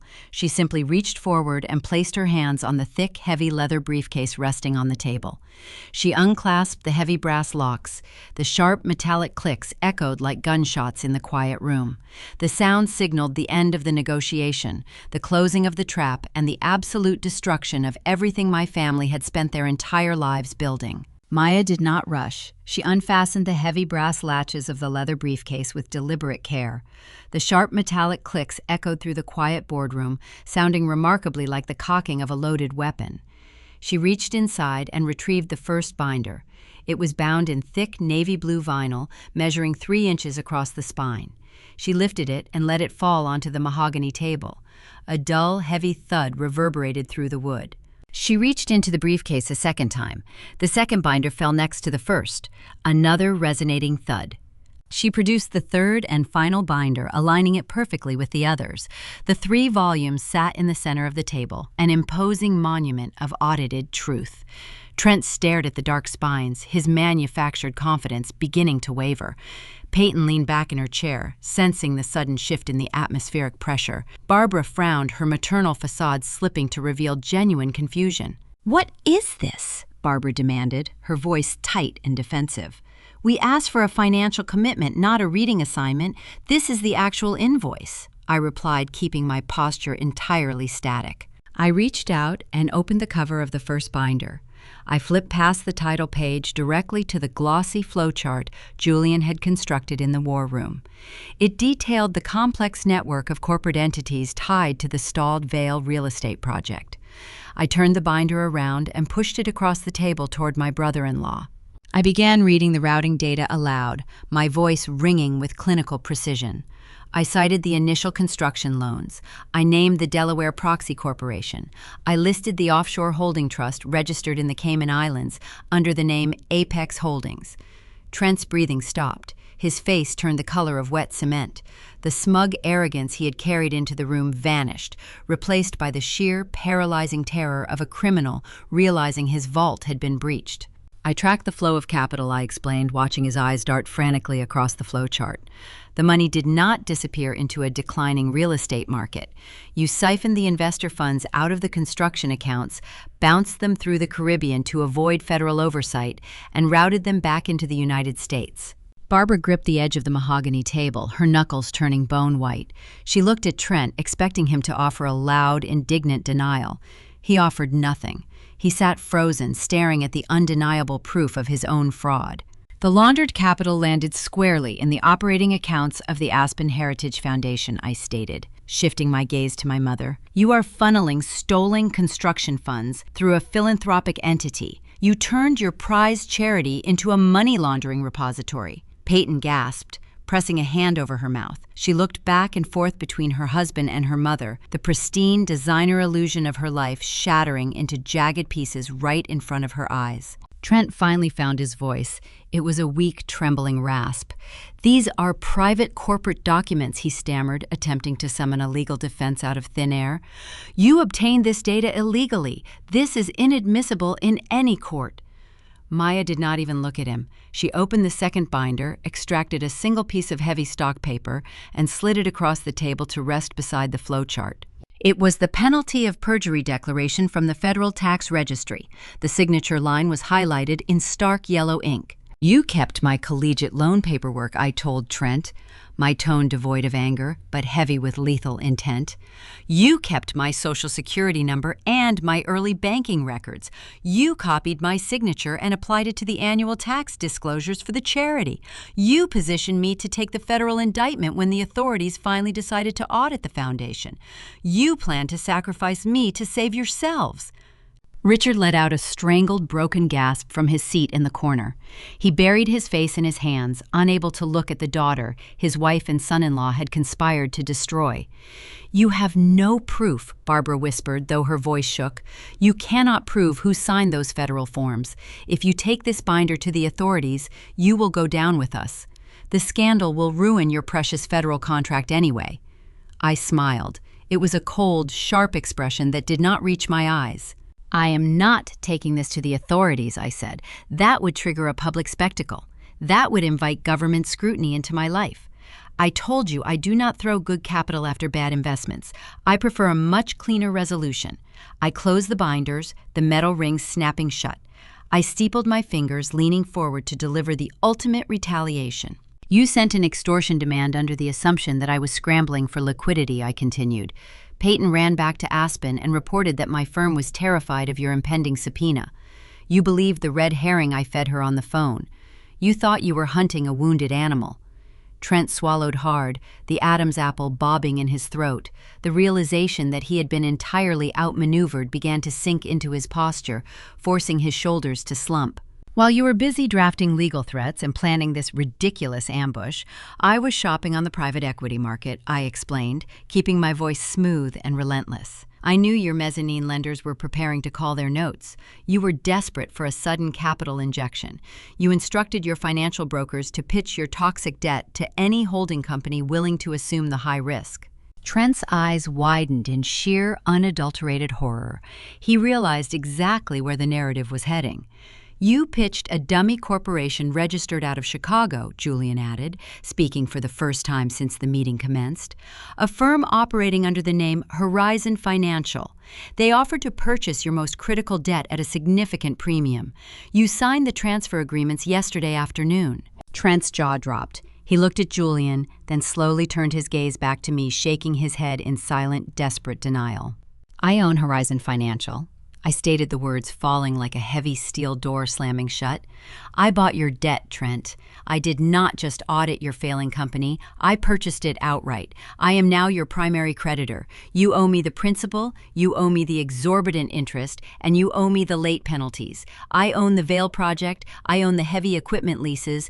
The boardroom descended into a suffocating, terrifying silence. The power dynamic inverted with blinding speed. I did not just hold emotional boundaries, I held the actual deed to their lives. But that is not the best part, Maya interjected, leaning forward on her elbows, a predatory gleam in her dark eyes. When you restructured those loans to funnel the stolen money into the charity, you cross-collateralized the debt. You used the Aspen Heritage Foundation building and its remaining legitimate endowments as the legal guarantee for the mezzanine notes. Barbara let out a sharp, choked cry, her hand flying to her chest as if she had been physically struck. Because your loans are currently in terminal default, I continued, my voice echoing off the glass walls. The primary creditor reserves the right to seize the collateral immediately. Horizon Financial executed the seizure protocols at 9 o'clock this morning.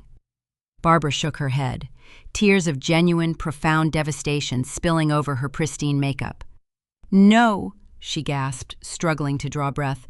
That is my foundation. That is my legacy. You cannot take my charity from me. I already did, I replied, feeling no pity for the tears streaming down her face. The deed transferred an hour ago, and since I am the sole proprietor of the new asset, I have decided to rebrand the facility. I watched my mother's face carefully, ensuring she absorbed every single syllable of her impending social ruin.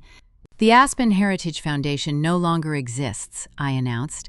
The building is being entirely repurposed. It will open next month as a specialized trauma recovery center, specifically dedicated to providing long-term physical therapy for victims of severe automotive accidents.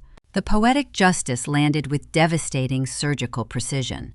The foundation Barbara used to launder her reputation and hide stolen money was now a permanent monument to the exact tragedy she ignored when she chose a slice of wedding cake over my life. She would have to drive past it every single day. Her wealthy country club friends would attend the ribbon-cutting ceremony. She would be reminded of her failure every time she opened a local newspaper. The trap had snapped shut perfectly. Trent gripped his hair, staring blankly at the mahogany table. He had handed his own financial noose to the executioner, signing away his leverage for a fake bailout. Peyton covered her mouth with both hands, sobbing quietly as the designer illusion of her marriage evaporated into thin air. I placed my hand flat on top of the navy blue binders. Here are the new terms of our relationship, I declared, sweeping my gaze across the 4 fractured individuals sitting in my boardroom. You will drop the legal subpoena immediately. You will vacate the Vail properties by midnight tonight. You will never set foot in the city of Denver again. I paused, letting the final threat hang in the cold air. "If you ever attempt to contact me, Julian or Maya," I promised, my tone dropping into a deadly, uncompromising whisper, "if you send an email, if you mail a letter, if you look in our general direction, these 3 binders go directly to the Federal Bureau of Investigation and the Internal Revenue Service. You will not face a civil lawsuit. You will face a decade in a federal penitentiary." I sat back in my leather chair. I had stripped away their social currency, their stolen wealth, and their false dignity. I legally and financially owned my abusers, securing permanent leverage over their future. The ledger was finally undeniably balanced. But surviving an execution does not mean the condemned walk away quietly. As the reality of their utter destruction settled over the room, the fractured alliances within the toxic unit began to shatter, turning them against each other in a desperate, frantic bid for survival. The heavy silence following my ultimatum stretched until it became a fragile thing ready to shatter. The psychological collapse of the people sitting across from me did not happen in stages. It occurred all at once. The unified front they had carried into my boardroom disintegrated, revealing the hollow transactional nature of their loyalty. They were a syndicate built on shared greed, and the moment the capital evaporated, they turned on each other with the instinct of starving animals. Trent was the first to break. The manufactured swagger he wore like a shield melted away, leaving a terrified, cornered man in its place. He stared at the navy blue binders resting on the table as if they were venomous snakes poised to strike. His chest heaved. He pushed his leather chair backward. The legs scraped harshly against the polished concrete floor, a jarring sound that echoed off the glass walls. He stumbled to his feet, putting physical distance between himself and the evidence of his federal crimes. "I need to make a call," Trent stammered, his hands patting the pockets of his bespoke suit in a frantic, uncoordinated rhythm. "I need to call the litigator. We can fix this. There has to be a legal loophole in the transfer agreements." "You sold your debt to a holding company you thought was a desperate private equity firm," Julian pointed out, his voice calm and measured. "You signed the transfer deeds willingly. Your bulldog litigator cannot unring a bell you rang yourself. You handed over the keys to your entire portfolio." Trent backed away until his shoulders hit the glass wall of the conference room. He looked at Peyton, his eyes wide and frantic. "We are ruined," he whispered, the reality of his impending federal indictment crushing the remaining breath from his lungs. "They have the routing numbers. They have the offshore trusts. I am going to prison." Peyton sat frozen for a fraction of a second. She processed Trent's words, watching the designer illusion of her life vanish into thin air. The ski chalets, the luxury vehicles, the exclusive country club memberships, all of it was gone. She was no longer a wealthy socialite.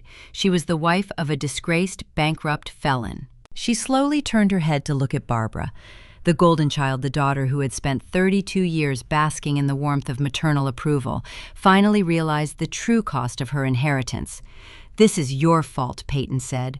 Her voice started as a low, dangerous hiss before escalating into a shrill, piercing scream. "This is all your fault!" Barbara flinched, reeling back, as if her favorite daughter had just struck her across the face. "Peyton, please lower your voice. We need to think strategically." Strategically, Peyton shrieked, slamming her palms flat against the mahogany table. "You told me to marry him. You told me his family name was a guaranteed investment. You orchestrated this entire life for the optics. You knew his developments were failing years ago, and you helped him hide the money through your foundation just to keep up appearances. You sacrificed my future so you could host charity dinners and pretend we were royalty." The polished, elegant facade Peyton had cultivated for years burned away, leaving a desperate, angry woman stripping the matriarch of her crown. The mother and daughter alliance forged in shared entitlement shattered into a million irreparable pieces. "You ruined my life," Peyton cried, tears of pure rage streaming down her face, ruining her meticulous makeup. "I have nothing left. I am tied to a criminal because you wanted a son-in-law who looked good in a tuxedo."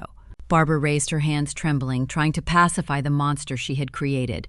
"I did everything for this family," she pleaded, her voice cracking under the weight of the accusation. "I protected our legacy. I secured our standing in the community." Your standing is a trauma recovery center, Peyton spat, pointing a shaking finger toward the window, toward the mountains in the distance. Your legacy is a federal investigation. You have nothing either. The brutal exchange hung in the air, a testament to the toxic foundation of their household. They were tearing each other apart, and I did not have to lift a single finger. I sat at the head of the table, an impartial witness to their self-inflicted destruction. Richard could no longer tolerate the crossfire. My father, who had spent decades blending into the wallpaper, finally found a shred of courage. It was an astonishingly poorly timed arrival. He stood up from his corner seat, his face pale, his hands shaking at his sides. "Katie, please," Richard begged, stepping forward, his eyes pleading for mercy. "She is your mother. Peyton is your sister. You have made your point. You have taken the money and the buildings, but you cannot do this to them. You cannot threaten them with the authorities. You have to let this go and show some compassion." I turned my gaze toward him. The temperature in the room dropped 10 degrees. "Do not speak," I commanded. The words were sharp, concise, and delivered with a lethal finality that stopped him dead in his tracks. Richard opened his mouth, desperate to salvage the fractured pieces of his household, but I cut him off before a single sound could escape. "You lost your right to speak to me 3 years ago," I stated, my voice ringing with an authority that left no room for negotiation. "When I was bleeding in a hospital bed, you chose silence. When my mother erased me from this family, you chose silence. Your silence was a choice to protect your own peace while I was discarded. You do not get to find your voice today just because the consequences have finally arrived at your doorstep. Sit down and remain silent." Richard stared at me, the last embers of his parental authority extinguished forever. He looked at the floor defeated and slowly sank back into his chair. He buried his face in his trembling hands, a broken man, mourning the loss of a daughter he never truly fought to keep. Barbara, witnessing her husband silenced and her favorite daughter turning against her, experienced a final, desperate surge of panic. The realization that she held zero leverage, zero capital, and zero control over the narrative pushed her over the edge. Her eyes locked onto the navy blue binders resting on the table. In her fractured state of mind, she believed that if she could simply remove the physical evidence, she could rewind the clock and undo the disaster. She lunged forward. It was an uncoordinated, frantic movement, stripping away the last remnants of her dignified country club persona. She threw her upper body across the polished mahogany, reaching her manicured hands toward the stack of audited records. As her chest hit the edge of the heavy wooden table, the delicate strand of custom pearls resting around her neck caught on the sharp corner. The silk thread pulled taut. With a sharp, defining snap, the necklace broke. Dozens of pristine white pearls scattered across the dark mahogany surface. They bounced off the wood, raining down onto the concrete floor with a chaotic, hollow clatter that filled the boardroom. The sound was the perfect auditory representation of her crumbling empire. Maya did not flinch. With the smooth, practiced grace of a seasoned litigator, she placed her hand on the stack of binders and slid them effortlessly out of Barbara's desperate reach. Maya picked up the records, placed them back inside the heavy leather briefcase, and secured the brass latches with a resonant click. Barbara lay draped across the table, her hands grasping at empty air. She stared at the scattered pearls rolling across the floor, her breathing ragged, her dignity entirely obliterated. She slowly pushed herself back into her chair, a hollow, defeated shell of the woman who had walked into the room just 30 minutes prior. Right on cue, the frosted glass doors of the boardroom swung open. Marcus, our head of security, stepped into the room. He was accompanied by 2 uniformed guards. They did not carry weapons, nor did they issue verbal commands. Their presence was a silent, imposing mandate. They stood in the doorway, their sheer physical proximity signaling that the meeting was officially terminated. "It is time for you to leave," I announced, standing up from my leather chair. I smoothed the lapels of my slate gray suit, looking down at the fractured syndicate occupying my space. Trent pushed himself away from the glass wall, keeping his eyes fixed on the floor as he shuffled toward the exit. Peyton stood up, grabbing her designer handbag, refusing to look at her mother or her husband. She walked out of the boardroom without a backward glance, leaving her shattered alliance behind. Richard stood slowly, offering me one final sorrowful look before following his son-in-law into the hallway. Barbara was the last to rise. She looked at the table where 3 solitary pearls remained resting on the polished wood. She did not attempt to pick them up. She looked at me, searching my face for a flicker of hesitation, a single drop of regret. She found only the cold, impenetrable walls of a fortress she could never breach. She turned around and walked out the door, her footsteps echoing down the corridor. Marcus and the guards flanked them, escorting the remnants of the Aspen elite toward the private elevator. The doors slid shut, sealing them inside a metal box, descending 40 floors back down to the reality of their ruined lives. Their social currency was gone. Their financial standing was erased by their own greed. The eviction was formal, final, and deeply humiliating. I stood in the quiet boardroom listening to the hum of the city traffic through the glass. The air felt lighter, cleansed of the toxic weight I had carried for over 3 decades. I turned to Julian and Maya. The war was over. The only thing left was the peace. 7 months is a substantial period in the realm of federal investigations. The wheels of justice turn with a slow, grinding friction, but they grind exceedingly fine. I sat on a leather sofa in the great room of my custom-built home in Telluride, watching the winter snowdrift past the floor-to-ceiling windows. A fire crackled in the stone hearth, casting a warm, flickering light across the hardwood floor. On the flat-screen television mounted above the mantel, a Denver news anchor delivered the evening headlines. I muted the volume, reading the closed captions scrolling across the bottom of the screen. The segment lasted less than 2 minutes, but it encapsulated the total destruction of a fraudulent empire. Trent was indicted on a Tuesday morning.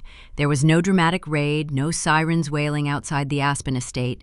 White-collar criminals are handled with a quiet, lethal efficiency. Federal agents arrived at dawn wearing windbreakers and carrying sealed warrants. Trent was escorted out the front door in handcuffs, his expensive tailored jacket draped over his wrists to hide the steel. The charges included wire fraud, tax evasion, and conspiracy. He was denied bail, deemed a flight risk due to the offshore accounts we had exposed. He traded his country club membership for a concrete cell. The news segment displayed a file photo of the Aspen Heritage Foundation. The reporter noted the swift seizure of the property by a private creditor detailing the ongoing renovations.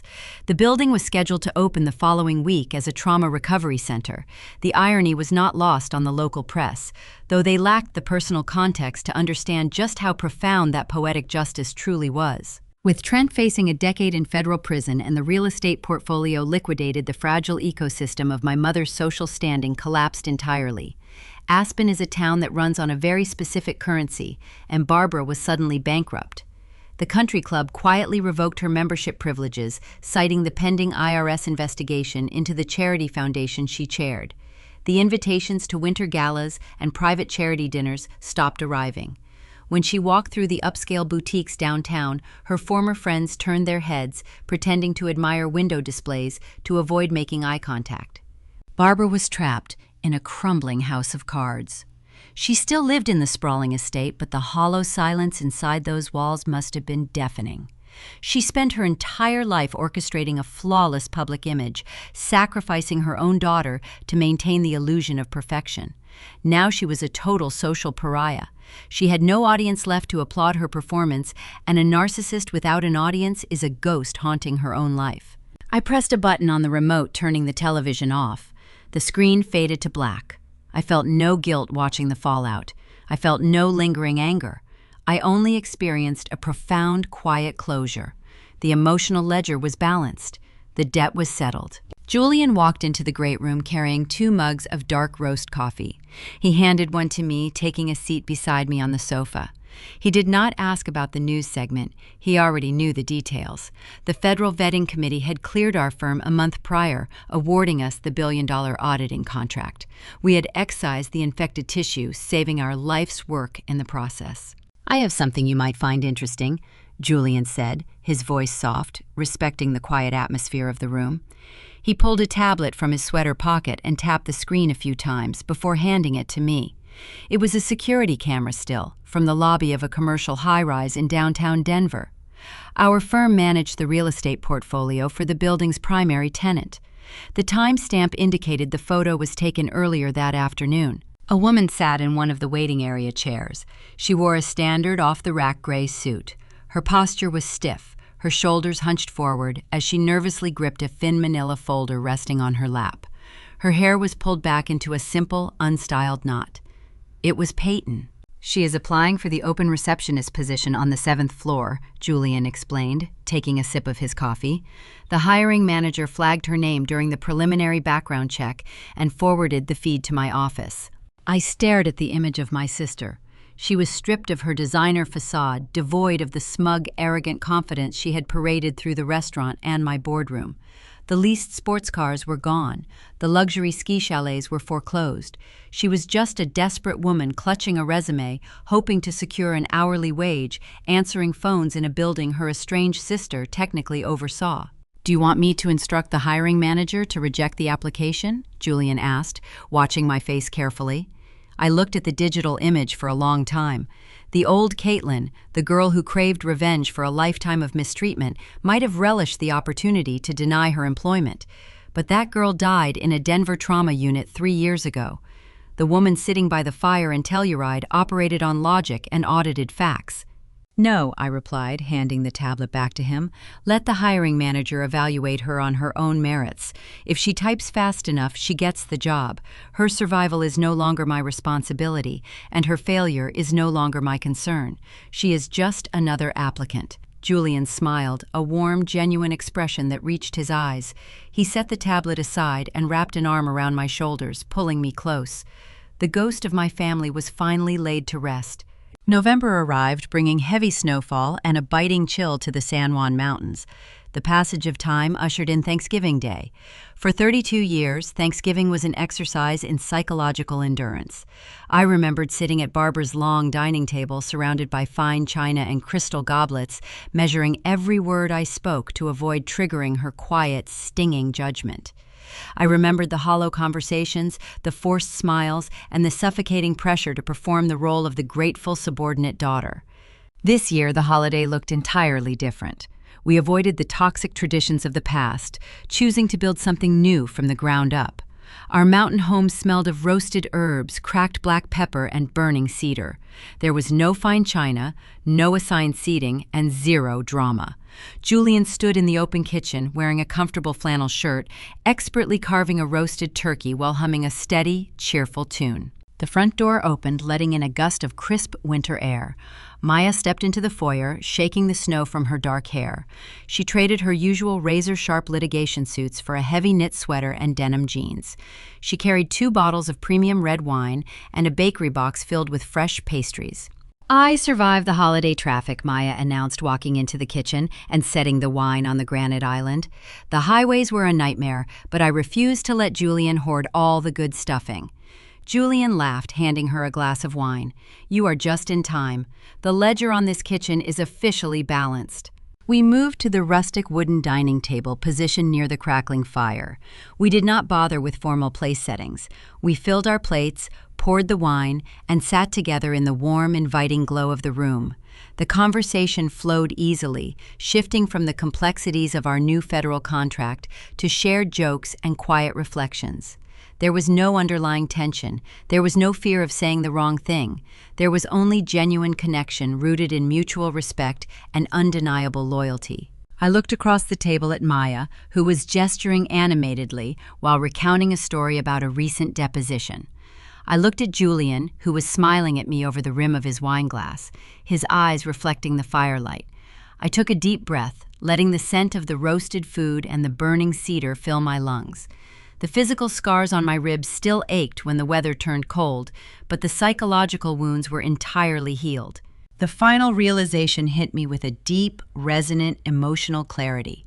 Family is not defined by the people who share your bloodline.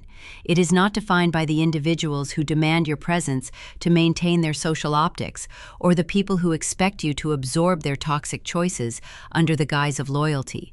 Family is the people who show up when your world shatters. It is the people who stand guard at your hospital door when you are too broken to defend yourself. It is the people who help you build a fortress, who sit in a war room for 72 hours to protect your future, and who fight for you when you cannot fight for yourself. I raise my glass, the dark red wine catching the light from the hearth. Julian and Maya raise their glasses in return, the crystal clinking together in a soft, musical note that echoed through the peaceful home. The math of my life was finally perfectly settled. The deficit I had carried for 3 decades was erased, replaced by a wealth I could actually trust. If you have ever had to close the ledger on toxic bloodlines to find your true family, share this story with someone who needs the strength to walk away. Keep your receipts, hold your boundaries, and never negotiate your worth. Thank you for listening to Linda Vengeance. I will see you in the next one. We often speak of family as a sanctuary, a steady anchor in the unpredictable, fast-paced storms of American life. We are taught from a young age that blood is an unbreakable bond, a sacred contract that guarantees a seat at the table no matter how far we wander or how hard we fall. But what happens when that table is built entirely on conditions? What happens when a mother and father view their children not as human beings to be nurtured and guided, but as assets on a balance sheet? The story of Caitlin Thompson, a daughter left bleeding in a Denver hospital while her parents clinked champagne glasses at a lavish Aspen wedding, forces us to confront the darkest, most uncomfortable realities of the traditional family structure. It strips away the polished veneer of the American dream to ask a terrifying question. Are we raising our children with unconditional love and emotional awareness? Or are we simply investing in the child who best serves our own ego? In so many traditional households, driven by a culture that idolizes optics and material success, there exists an unspoken hierarchy. We see it in the way parents divide their attention, their praise, and their resources. In the Thompson family, Peyton was the golden child. She was the gleaming trophy meant to validate her mother's social standing in the wealthy enclaves of Colorado. Caitlin was the ledger, the quiet shock absorber, expected to manage the family's emotional deficits without ever asking for a return on her investment. This dynamic represents a profound failure of fundamental fairness in parenting. When parents play favorites, they are not just harming the child left in the shadows, they are crippling the golden child too. Peyton was raised to believe that love was intrinsically tied to optics, leaving her entirely unequipped for the harsh, unforgiving realities of the real world. She became an adult who mistook a fraudulent, crumbling marriage for success because she was taught that appearances mattered more than truth. Fairness in parenting is not about buying equal gifts or paying equal tuition. It is about providing equal emotional safety. It is the steady, unwavering assurance that every child under your roof has intrinsic value regardless of how brightly they shine in the eyes of the neighborhood. The tragedy of Caitlin's story is not just the dramatic financial extortion at the end, it is the decades of emotional dishonesty that preceded it. Richard, the silent father, represents a specific kind of parental failure that quietly plagues too many homes. He confused keeping the peace with being a good father.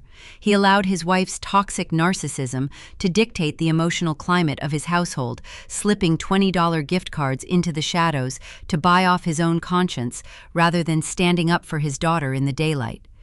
True family responsibility demands courage. It requires the emotional awareness to recognize when a household has become toxic and the unflinching honesty to intervene. Parents are the primary architects of a child's reality. When a father looks away while a mother systematically erases a child, he teaches that child that her pain is invisible and her boundaries do not matter.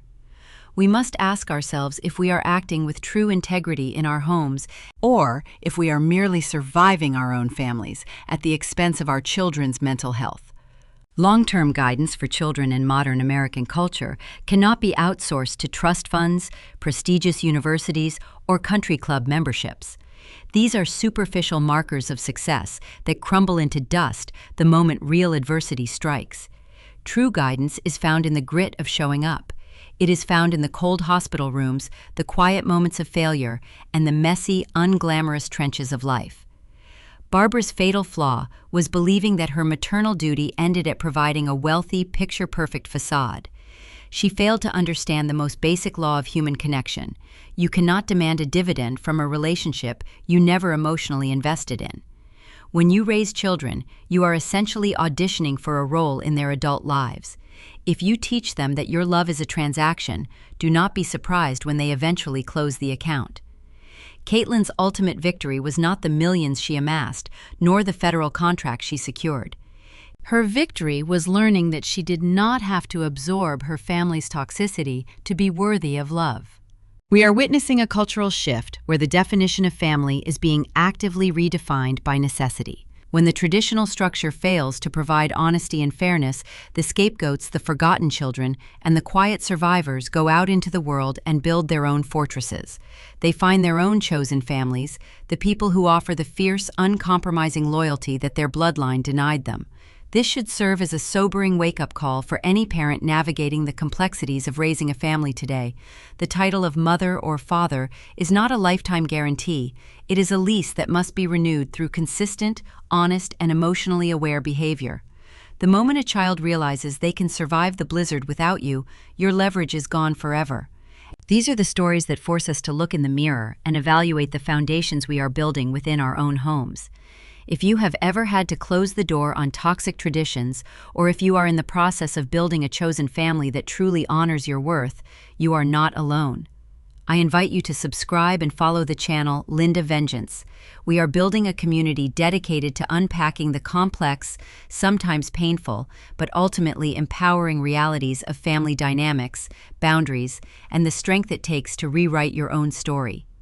Join us, and let's navigate these truths together.